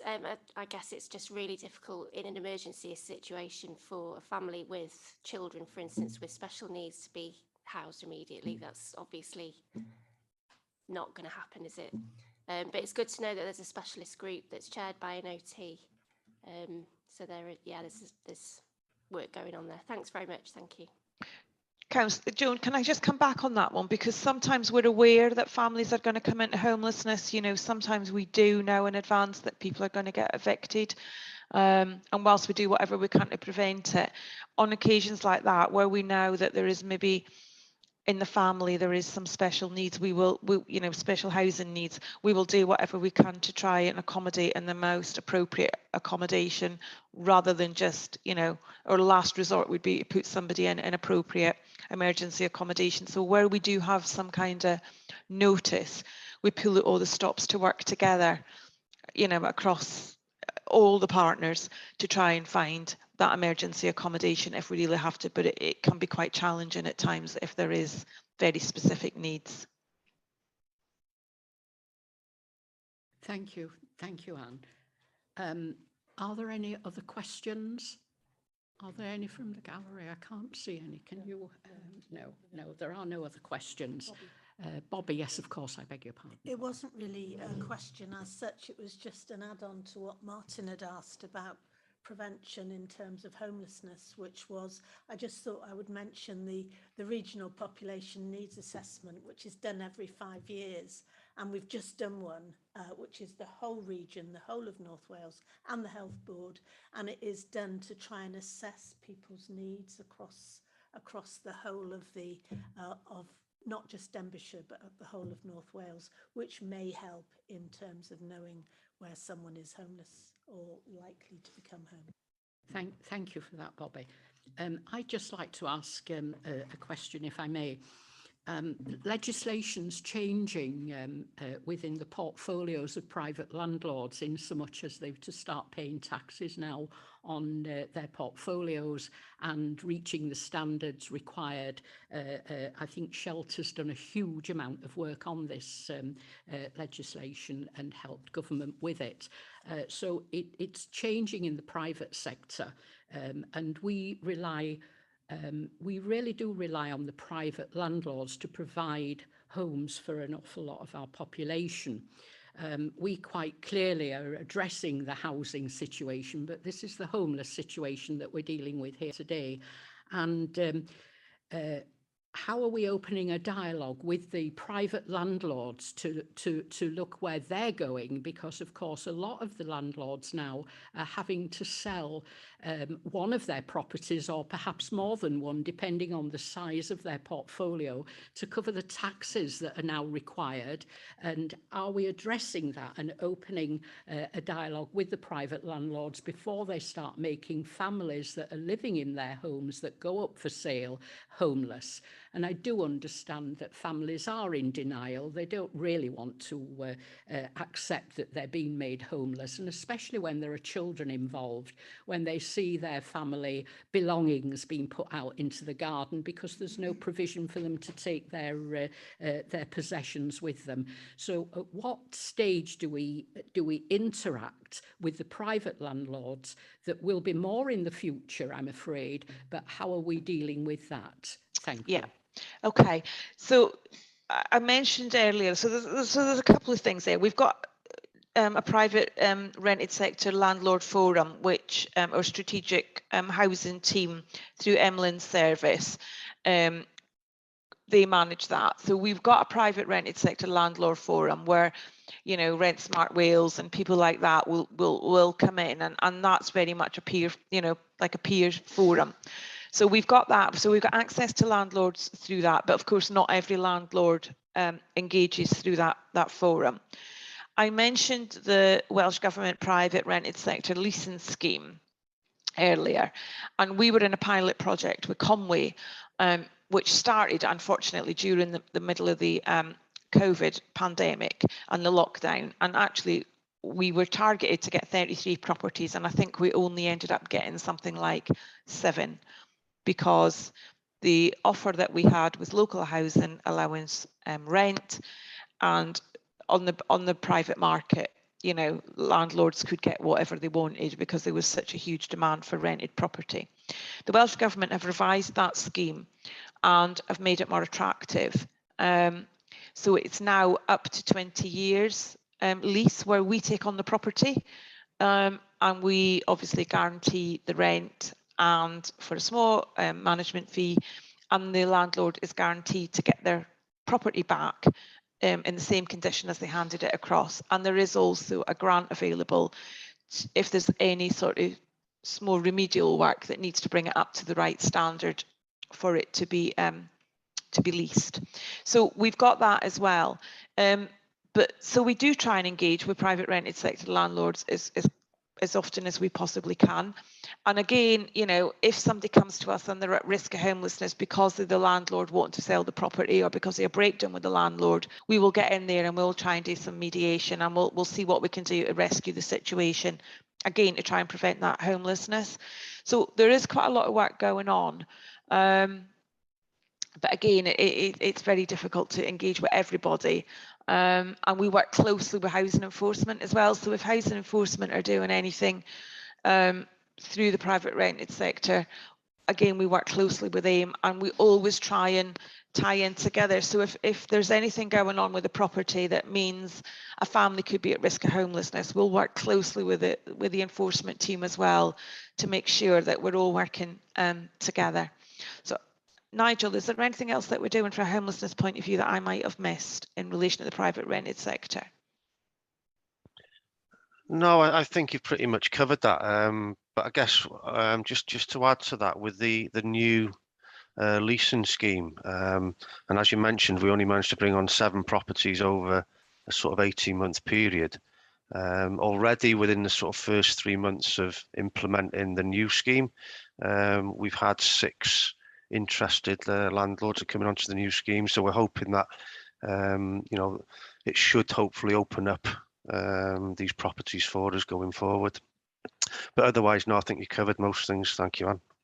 That's great, thanks. Is that okay? Has that answered your question, Joan? Yes, thank you, it does. But it also then leads me on to another question, if I may. Do we only use registered private landlords accommodation? Because we do have a vigorous registration scheme in place in Denbighshire. And if we are to use their accommodation that's been offered, do we make that one of the recommendations that it has to be registered? And then if I could just, my very last thing that I want to say on this is on the audit report on page 99. And this is about families outgrowing the accommodation that has been afforded to them in the past. I'm finding, because of the homeless situation and the housing being so oversubscribed to, if you like, that I'm having families now that are outgrowing, which is in your audit report, Lisa, that are outgrowing the accommodation that we gave them or guided them towards prior to the pandemic. And that's almost 3 years ago now. So I've got families now that are at risk because they are in inappropriate housing now with their family needs. 3 years on, a 5-year-old child becomes an 8 going into 9-year-old child, which has different needs. I've got a particular problem in a family living in what is virtually a cellar, a family of 3, 2 children and 1 adult, that quite clearly falls into this category of outgrowing the need that we accommodated some 3 years ago. So I wonder how vigorous is this action, and of course the registration is the other. Thank you. So if I pick up the registration first, and then I think probably I'm going to rely on Liz to come in and help me on the outgrowing properties. But yeah, Rent Smart Wales, landlords have got to be registered with Rent Smart Wales, and that is part of the conditions that we look for when we're taking you know, when we're taking tenancies on, or when we're working with landlords, we want them to be registered with Rent Smart Wales, because that is a legislative requirement. And it's partly what Lisa was looking for in her audit as well, when she was looking at how we, you know, manage the properties that we're putting people into. So yeah, so Rent Smart Wales, we work closely. Again, we're planning colleagues and we're housing enforcement colleagues. But yeah, landlords do have to be registered through that legislation. So that, in relation to families that have outgrown their property, again, it's, you know, if somebody comes into homelessness and we have to put them in emergency accommodation, sometimes we haven't got a large enough property to put them into. So if we're looking at emergency accommodation, it's always a problem when you've got a larger family to try and accommodate them. And again, you know, we look at suitability wherever we can. I'm going to ask Liz maybe to pick up around general housing when somebody's sitting in a house that they've outgrown, and what happens in relation to allocating new properties, if that's all right, Liz. Yes, the case that you refer to, Joan, I'm not familiar with it, so I'm assuming, for the sake of the discussion, that this family is on the waiting list for social housing, and we have a process to go through that you're probably familiar with. Others aren't necessarily at this point, with regard to banding people's needs, and being in overcrowded accommodation is one of the things that is considered when it's decided how to band a family or an applicant. However, as you know, we've got an awful lot of people waiting for housing, and an awful lot of people in really very distressing circumstances who aren't homeless, but are still in very desperate and very urgent need for housing. And the fact of the matter is that we just don't yet have the housing available in order to be able to offer them social housing. So we do, as properties become available, we do offer, we and our RSL partners do offer accommodation on a basis, a banding basis, so the people who are the most urgent need are the ones that are addressed as soon as possible. I'm not going to pretend that it's not a distressing situation, though, to be living in overcrowded or substandard accommodation for longer than absolutely necessary. Thank you for the answers. I am to accept them, and I'm sure that the committee have really had their eyes opened, I think, on the needs that we've got within our county, not necessarily within the real area. But I thank officers for their report. Are there any more questions from any of the councillors or anyone that's online? No, I don't see anyone wanting to ask any questions, so I am going to move now to the recommendations. And the recommendations for the scrutiny to be assured that the implementation of multidisciplined homelessness services across service corporate approach is in line with the WV vision of homelessness and housing support, and that it continues to the homeless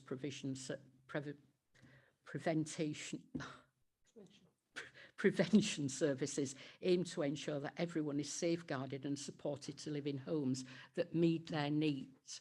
I think that we are to accept that, because I do believe from the report that we've had this morning that every effort is being made, and we can see quite clearly from not just the audit report, but from the reports that we've had from the officers this morning. And I do thank them, all the officers that produced the report, and certainly Anne and Reese for attending as the lead member for homelessness.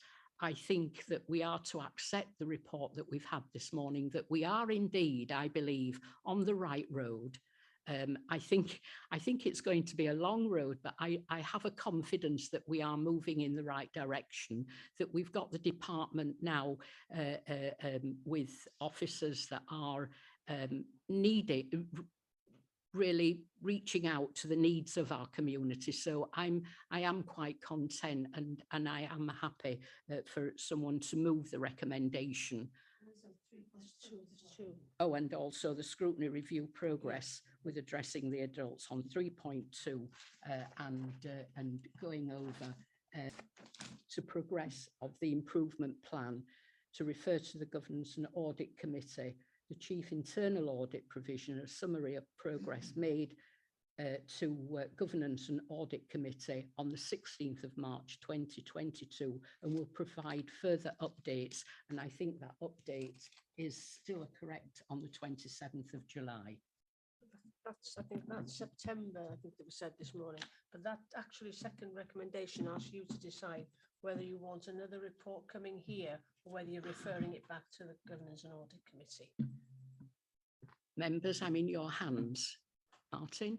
Well, should we propose then that we're happy? I think the audit is showing that you've moved from low to medium. I think things are moving in the right direction.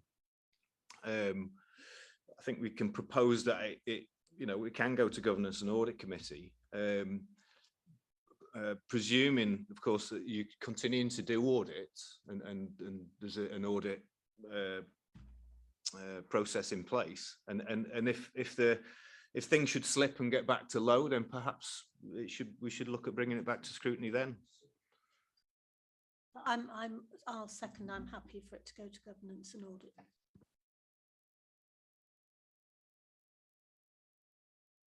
That Peter's moving, Councillor Peter Scott's moving it, and Councillor Bobby Feely seconded it.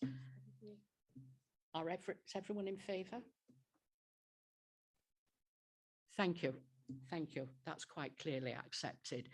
Thank you so much for the report. It really does give me some confidence that we are really moving forward in this.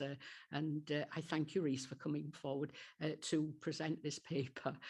And while we were speaking and the questions that we're answering, I do have the family that are living in a cellar, and I am now going to, although I do appreciate, Liz, that you had no knowledge of this family, but it is a family that presented itself some time ago, and I'm going to pass it on to Rhys, the cabinet member now. I feel like I'm sort of jumping ahead of myself here, but I am taking advantage of that because I do believe that this is one of the worst cases.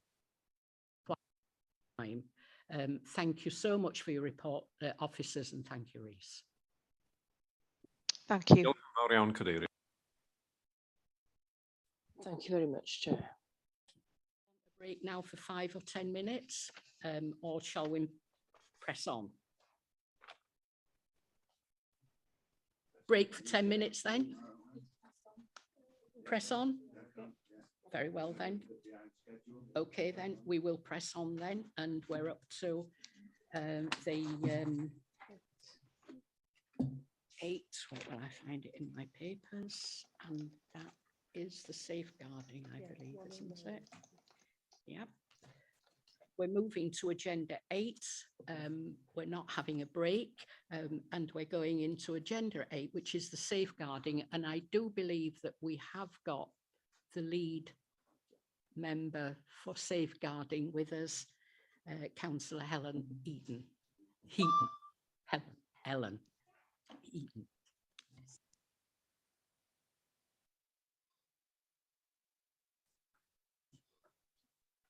Thank you, Ellen. Hello. So I'm here to introduce the annual report on safeguarding adults in Denbighshire. And this is the previous year's report. It's April 21 to March 22. So this is from before I became the lead member. However, I have read the report and I've discussed it in great detail with the officers. I do believe this is an accurate reflection of all the hard work that's gone into maintaining the improvement of the quality and consistency of safeguarding work in Denbighshire. and I commend the staff for their efforts and achievements. I'll now hand this over to Allow, is Allow here? Or David, one of the officers, to provide further details and to answer any questions that members may have. Are there any questions that you'd like to put to the cabinet member? I can't see anyone from the gallery. Do the officers, which officers have we got present? Yes, I'm just going to, I can't see them now. It's David Soley-Dewey. I'm head of service for adults. Allow is just trying to join us as we speak. It's her report and she'll be talking to the report.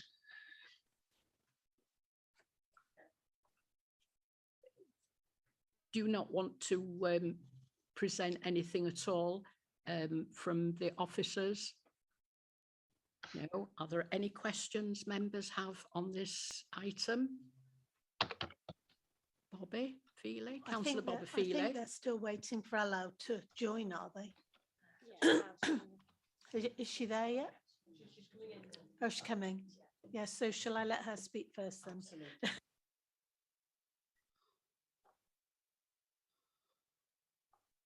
Joan? Joan? David Williams. Yeah, I'm sorry, Joan, I'm going to have to leave the meeting, but just to give my apologies for that. Well, thank you. Thank you for your apologies and thank you. What else? Okay. Thank you. Thank you, Mr. Chairman.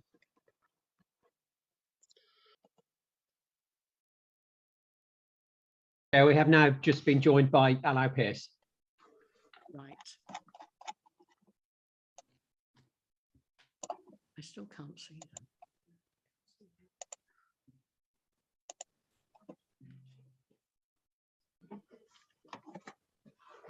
Ah, there we are. Hello. Hello. We've just had an introduction from Ellen and we're waiting for you to now speak on the report, if you would.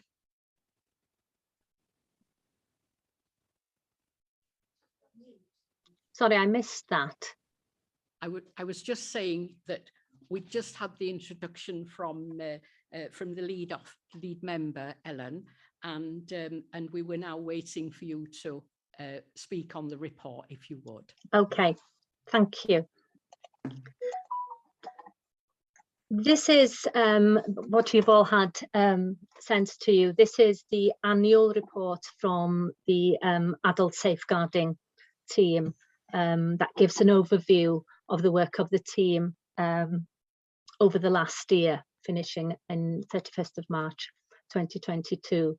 And it's sort of, well, it's a performance report that gives you an overview of our work, essentially.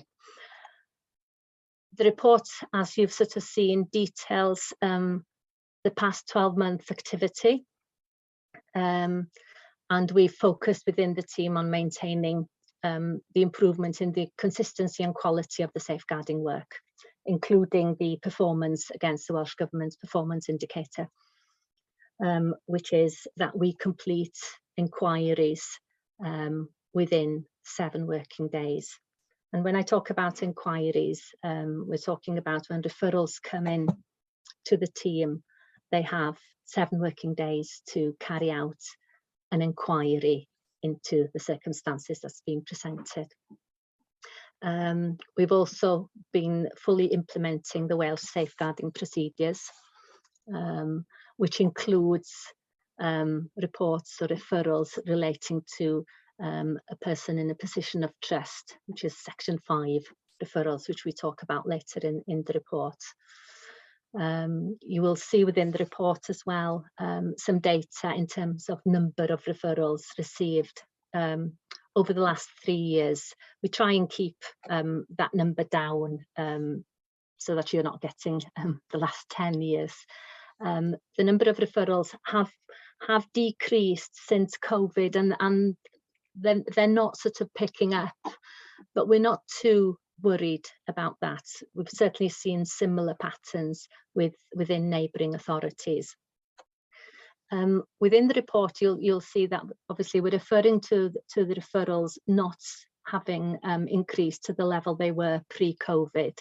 However, what the team are receiving are a number of telephone calls into the safeguarding team from provider services, other professionals who are seeking advice or guidance regarding to safeguarding issues.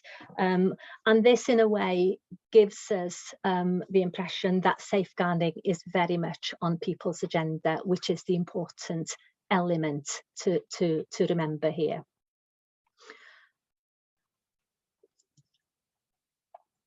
I'm not going to go through every detail with it within the report. Later on here, we talk about the implementation of Section 5, i.e. allegations of concerns about practitioners and those in positions of trust.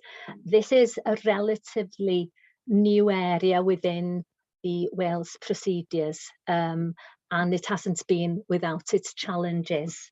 I think one of the case studies within the pack refers to this area of work, and I'm more than happy to answer any questions on this area, which might not be as familiar as safeguarding in general to you. The report then goes on to talk about the type of abuse being reported, and the appendix to the report gives you some pie charts to try and show that in a different way. The most common type of abuse referred is physical abuse and neglect. Very similar trends to previous years and similar to national trends as well. Thank you. I mentioned, sorry. Sorry, Owen.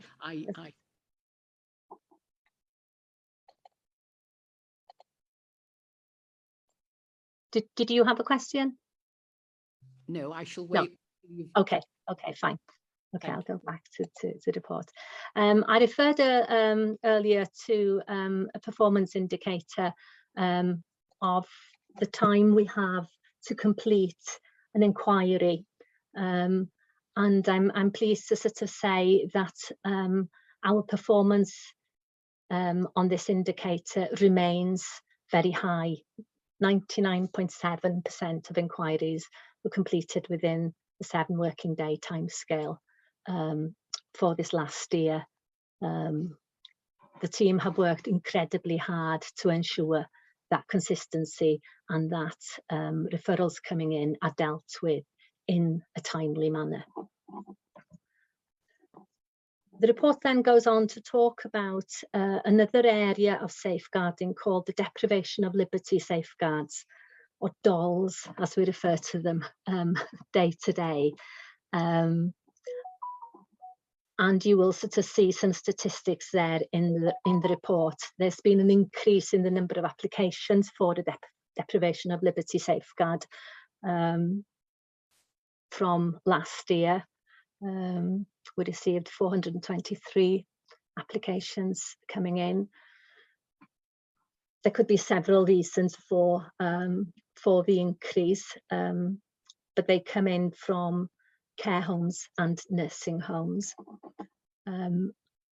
When an application comes in for a deprivation of liberty safeguard, it is usually relating to an individual in a care home who does not have capacity to make a decision to live in a care home, and therefore assessments need to be carried out to ensure that that placement is in their best interest. You will see from the report again the number of authorisations that have been granted over the last year. There's a great deal of work within this area. And later on in the report, you will see there's a reference to liberty protection safeguards, because this area of work is changing. The deprivation of liberty safeguards is turning into a liberty protection safeguards, although we have not yet got date of implementation, because it sounds as if that's changing. And again, there are some statistics around this area of work which obviously I'm quite happy to answer questions on later. The report talks about key achievements, as already stated, keeping up our performance around the Section 126 inquiries is one of our key achievements. We've also carried out our quarterly audits on the safeguarding work by looking at samples of safeguarding cases and looking at them from quality and consistency point of view. We've also developed a further monitoring for the quality of the work relating to Section 5, as I mentioned earlier, and we've developed an audit tool for that area of work and carried out an audit in that area. We've maintained the new ways of working, that is holding strategy meetings and Section 5 strategy discussions via virtual platforms, mainly via Teams. This has continued to work really well for us and has improved representation from partner agencies at these meetings. We're going to continue to closely monitor this and possibly continue these virtual platforms going forward. We may well, if the need arises, develop into more blended approach. We are currently also reviewing and developing a new adult protection and support order process.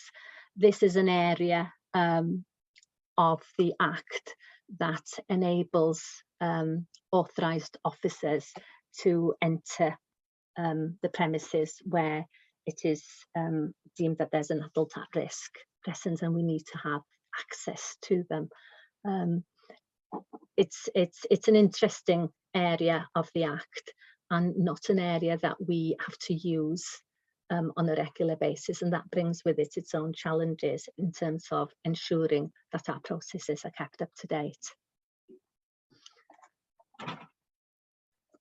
Within the appendix, you will see the data, as I said, and we've also included 2 case studies just to hopefully give you more of a flavour of the type of work that we do within the safeguarding team and maybe brings it more to light. And I'm happy to take any questions. Thank you.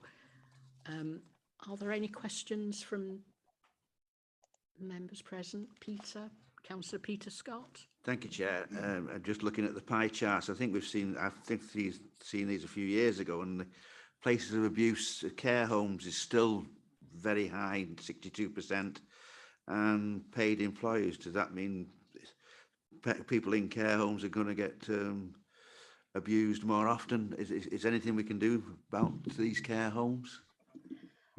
No, I think it doesn't necessarily mean that people in care homes are abused more than people in other places. You would expect a higher number of referrals from such establishments because you're dealing with vulnerable people, but staff also have a duty to report, and therefore you would expect it, I suppose, is what I'm saying. It does not necessarily mean that there is more abuse happening in care homes than in other places. And what you've got to remember as well is what we have here is number of referrals coming in.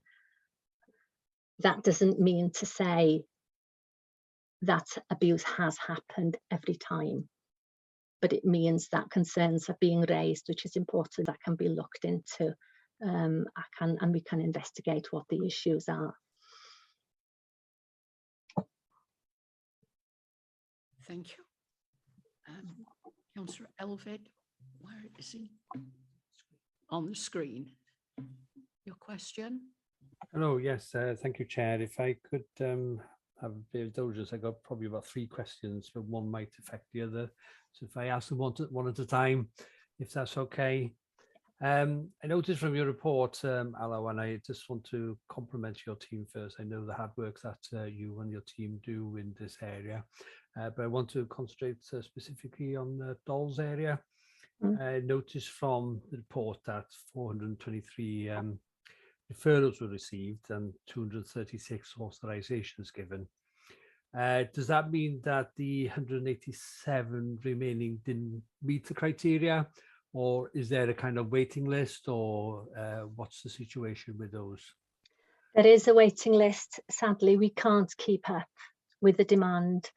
There is a waiting list that we manage by reviewing on a regular basis, and we put a RAG status on the waiting list as well, so that individuals who are unbefriended, i.e. they haven't got any family or anybody else visiting, that kind of thing, go high up the list. If they're objecting to being in a care home, they get a priority as well. And so we've got a sort of a red, amber and green status, and we continually review the waiting list and ensure that we know about any changes in individuals' circumstances that will inform that. But it's a continual battle to sort of decrease that waiting list. Okay, thank you very much. So that leads on to my second question, really, because you mentioned also in the report that 2 temporary BI assessors were taken on. You know, I know you're fully aware that, you know, under the Mental Impact Capacity Act, there needs to be, as this is a safeguarding issue, if we don't assess these people correctly, that as a council, we are falling foul of the Mental Capacity Act. Yeah. Are these 2 BIA assessors, is there any plans to keep them on permanently? And if not, should we as a council or as a committee be recommending really that additional funding is put aside so that we are comply with the Mental Capacity Act?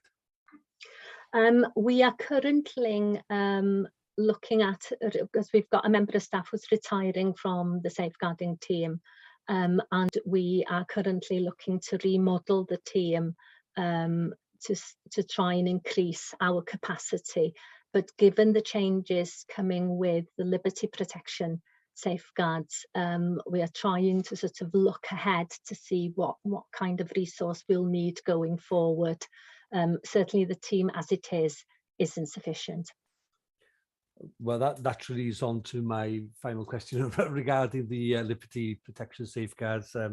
Is potentially that's going to come in next April, but that's a big question mark. And as you've just touched on, you know, there's talk about the number of people that might be needing to be assessed is maybe threefold what's being done currently. So I think you've touched on it really. The resources required in this field needs to be looked at to increase the number of staff available to meet the council's requirements under the Mental Capacity Act, and maybe that's something that possibly Chair needs to be looked at. There's also, Albert, the liberty protection safeguards will have a big impact on all our operational teams as well, not just the safeguarding team. So there will be sort of quite an impact when that's finally implemented, I think. Thank you, Ala. That's all my questions, but maybe Chair, that's something we need to consider as a committee, the resources, or you will advise of who needs to be looking at these resources for Ala's team, because I think there's going to be a huge increase in work that they're going to have to undertake in moving forward under the LPS. Diolch yn fawr. Yeah. Thank you. I think David wants to answer as part of the questions that you've put to the officers. David, do you want to come in now? Thank you, Chair. Councillor Williams asks some really good questions, and they go to the heart really of why we're moving from the deprivation of liberty safeguards to the liberty protection safeguards. Doles, as they're known, are treated very much as a separate piece of work in relation to work. under the liberty protection safeguards. Yeah. Go off, please. Okay, bear with me. Is that any better? Can you hear me now? Yes, yes, yeah. So yeah, they were good questions because and they go to the heart of why we're moving from doles to the liberty protection safeguards, because at the moment doles are treated very much as a separate piece of work, whereas the liberty protection safeguard will be a bit like safeguarding. They'll become everybody's business. So when you start the process of assessing somebody, if it becomes apparent that you're going to be able to, you're going to have to deprive them of their liberty as part of the care and support plan, then you will take that into consideration right from the start. So you are right, Councillor Williams, there will be far more assessments, and we are going to have to look at the capacity required to complete those assessments. But it should be that these assessments are done far earlier in the process. So we are in the process at the moment of looking at the consultation around the implementation of the liberty protection safeguards, and we will in the next 6 months or so have to make decisions about what capacity we were required to implement the protections and also to comply with our Capacity Act responsibilities.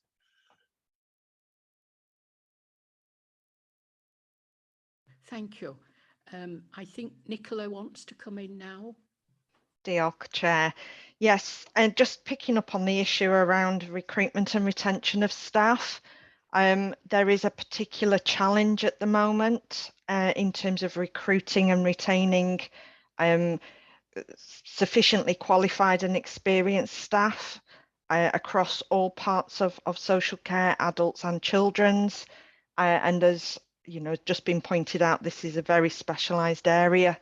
It is something that corporately we are very aware of. It's on our corporate risk register. CET met only last week to discuss this and what actions we might be able to take. Unfortunately, it's not a Denbighshire situation. It's a situation across all local authorities, not only in Wales, but across the UK, and is actually across most public sector bodies at the moment. So whilst we will want to look to recruit into this area, I can't sort of let committee think that this is going to be something that we're going to achieve easily.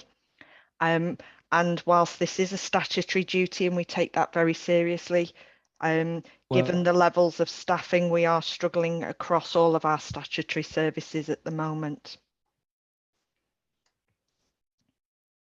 Thank you for that, Nicola. Councillor Bobby Feely has a question next. Yes, thank you. Although Elvid did cover some of what I was going to say, I'm aware that mental health issues have increased during the pandemic, and has this led to any new safeguarding arrangements being needed, or indeed any more money being made available, which is partly what was being alluded to there. But can I just sort of commend you on maintaining the 99.7 performance indicator for inquiries covered within 7 days, which is really good. And also, if it's not too late, allow to commend you also for your Caring in Welsh award earlier on this year for promoting work in the Welsh language, which, as Nicola said, it's very hard to recruit at all levels, but it's even harder in the Welsh language. So well done for that award and your efforts in that direction. Thank you. Thank you. Thank you for that, Bobby. But I'd just sneak that in. I think Councillor Martin Hogg wants to now ask a question. Hi, thanks. Does this sort of whole system, do you think, is this capturing all cases of adult abuse in Denbighshire, or some? I mean, I can see that it is skewed towards care home, and there's perhaps reasons for that that you explained earlier. But are there other routes where, abuse can be reported, say, to police or schools, and those wouldn't necessarily get as far as your team? Or is this indeed the full picture of Denbighshire? I noticed on your personal alleged responsible for abuse pie chart. That's Yeah. about. It's either paid employee or other adult at risk. It surprises me that there's only two sort of options there. It just happened to be that those categories that the cases we dealt with just happened to fall into those two categories, is what that's about. But in terms of your first question, the local authorities have the lead in dealing with safeguarding referrals for adults. This is all about adults. There's nothing about safeguarding children within this report. So if a safeguarding referral went into the police, or maybe Care Inspectorate Wales might pick up on the safeguarding issues, they have to send the referrals through to us. We will work alongside our partner agencies, and they're involved in discussions around the referrals. When we're dealing with an inquiry, we will be talking to police, contracts and commissioning, other practitioners, care homes. So we'll be expanding that discussion, but all referrals need to come through the safeguarding team. Okay, thanks. And is it reported on in a similar way across different counties and different areas in the UK, so you can sort of compare? Yes. How Yes. Denbighshire is. Right. Yes, and we also under the North Wales Safeguarding Board, players, and one of them being the Conwy and Denbighshire Delivery Group, where members of the safeguarding team and others and other agencies meet on a monthly basis. And at that meeting, we compare statistics between ourselves and Conwy, for example, but there's also the overview under the North Wales Safeguarding Board, and also then links to reports from CIW around national statistics. Okay, thanks. Thank you for that, Martin. I am now going to move on. There are no more questions that I can see from the room or indeed on the screen. So I am now going to move to the recommendation.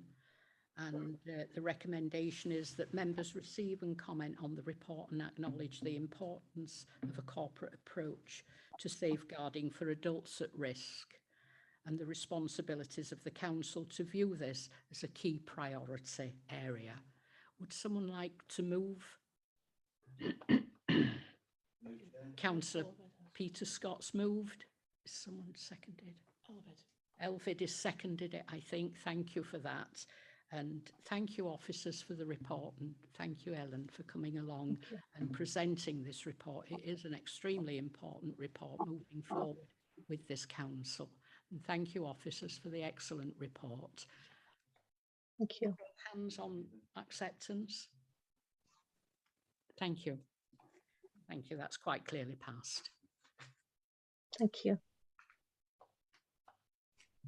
We're moving on now to the last item on the agenda, Agenda 9, which is our Forward Works programme. And that's over to our support officer. It's been invaluable this morning. Yeah. Yes, this is your usual work programme report. I'll just take a bit of time on it today because some of you are new to this committee. Now, the purpose of this outstanding report is really that you regularly look at the forward work programme for this committee to make sure that it's current and it's got all the items you want on it. Now, there's a mechanism for getting an item onto a scrutiny committee work programme, and that's through the completion of that form in Appendix 2 to the report, which then goes to our scrutiny chairs and vice chairs group. And then they determine whether that item is suitable for scrutiny or may be more suitable for another forum by following the test that you can see in the flowchart on the back of that form. Now, the scrutiny chairs and vice chairs group are due to meet on the 28th of July. So if you've got any items you think that merit scrutiny, fill one of those forms in, send it to me, and then I can put it in front of the scrutiny chairs and vice chairs group. If I can have them from you sort of, well, no later than a week before the meeting, then they can be considered at that meeting. Then that group then, if it decides it does merit scrutiny, will allocate it to one of the scrutiny committees to have a look at. Now, you as a committee do have a current forward work programme, is what's basically what you inherited from the predecessor committee in the last council. So the items that are on there at the moment are from them. Some of them are standard items, and you'll notice on the 15th of September, you've got the Community Safety Partnership.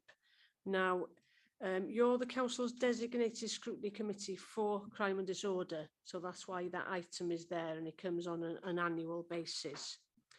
There are other items there as well that come to you periodically, and there's a report again in September of the North Wales Regional Partnership Board, their annual report. We've also got an item on there that hasn't been confirmed as yet. Denbighshire Voluntary Services Council.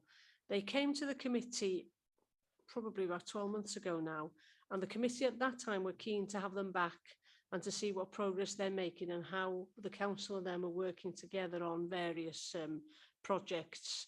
So I don't know if you want to continue to have that one on there. I think we should, because it's been, we've got a new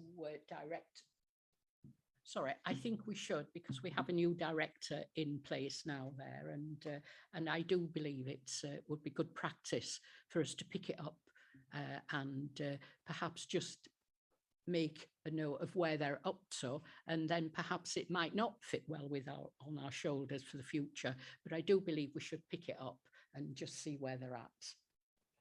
I don't know whether members would be happy to see that happen. Do you? Yes.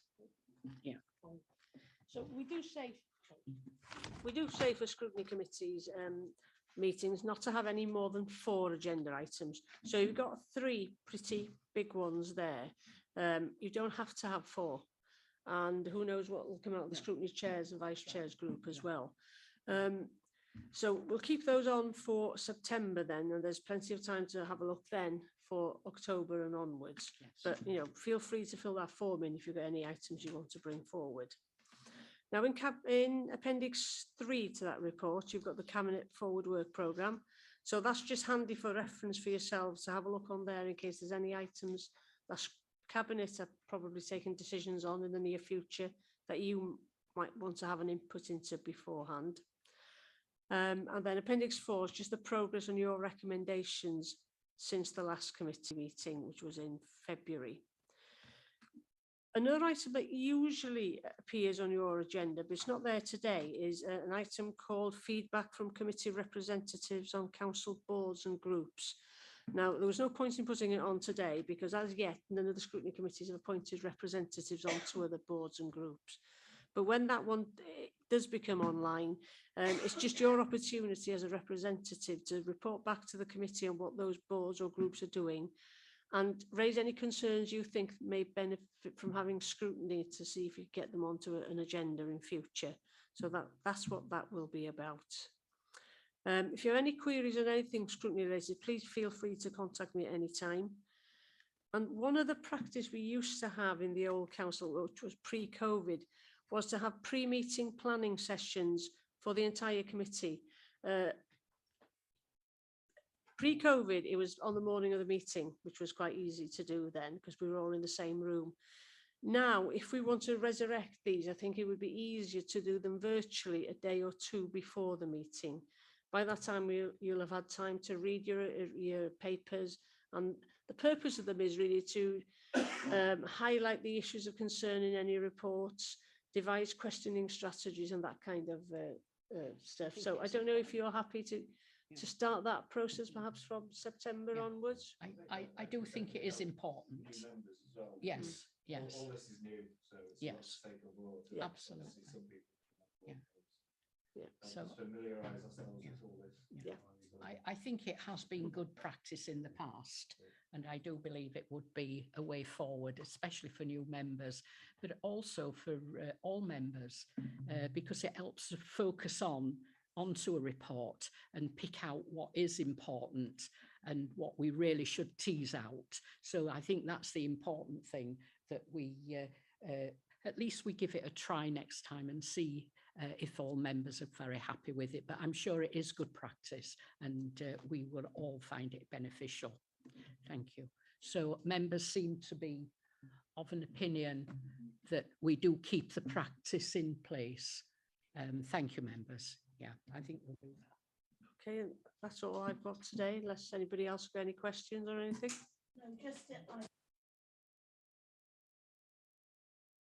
No, it's not switched off, but I just would reiterate that it would be quite good if we had a sort of major presentation, if at least one of the people could be present, in the same way that some councillors turn up and some are happy to do it online. Maybe it would be good if some officers did turn up. I can take that up. I don't think we can make anybody turn up.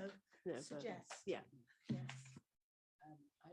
I do take your point. It's the first time I've chaired a meeting virtually, and I did find it quite challenging, especially with the screen being to my right or to my left. And I did make the request that I'll sit in front of a screen next time, so I'm quite able to see whose hands goes up. But I'm told we can't move from here because it's all set up for here. So I've just got to put up with that. But I think that it's beneficial, the virtual meetings, because it does help. Sorry, Gary, I missed your hand going up, but Gary, you wanted to comment on this. Oh, yeah, it's just in terms of the way that the hybrid meetings. You're right, Chair. We have to run webcast meetings from the chamber because that's the only place where we've got the facility to be able to channel it for broadcast in a simultaneous bilingual way. In terms of officer attendance at meetings, the process that we adopted at council about hybrid new ways of working for meetings, etc., was that members would attend and officers would attend from the location that best suited the workload, etc., they had on that day. So there will be a mix going forward, that some officers will attend in person at meetings and others will attend remotely. And the idea is that, you know, we're not wasting officer time in traveling. We're not the carbon emissions that go with that. But clearly there will be times when officers themselves will feel that perhaps the content they're presenting will be best presented in person, etc. But you know, the whole point of this is that we're getting people working in as an efficient way as possible. Yeah, it was just that the first item, the North Wales Economic Ambition Board, it was the whole screen needed to be used for the presentation. So it would have been good if somebody had been here. That's what made me think about it. And then I noticed as the meeting went on, in actual fact, there were nobody presenting who actually came to the chamber. And I think that what we may need to look at is how, when we've got presentations, whether there's a way of the people in the chamber being able to see that presentation on a separate screen, either a separate screen that they have or in the chamber, and we can take a look at that. Yes, thank you for that, Gary. I'm hopeful we will get this right. I'm sure it will happen. But I think now, I'm not sure what time it is, whether we're in our time allocation. So I bring the meeting to a close now. Thank you for your attendance and thank you for the work that you've done today. Thank you.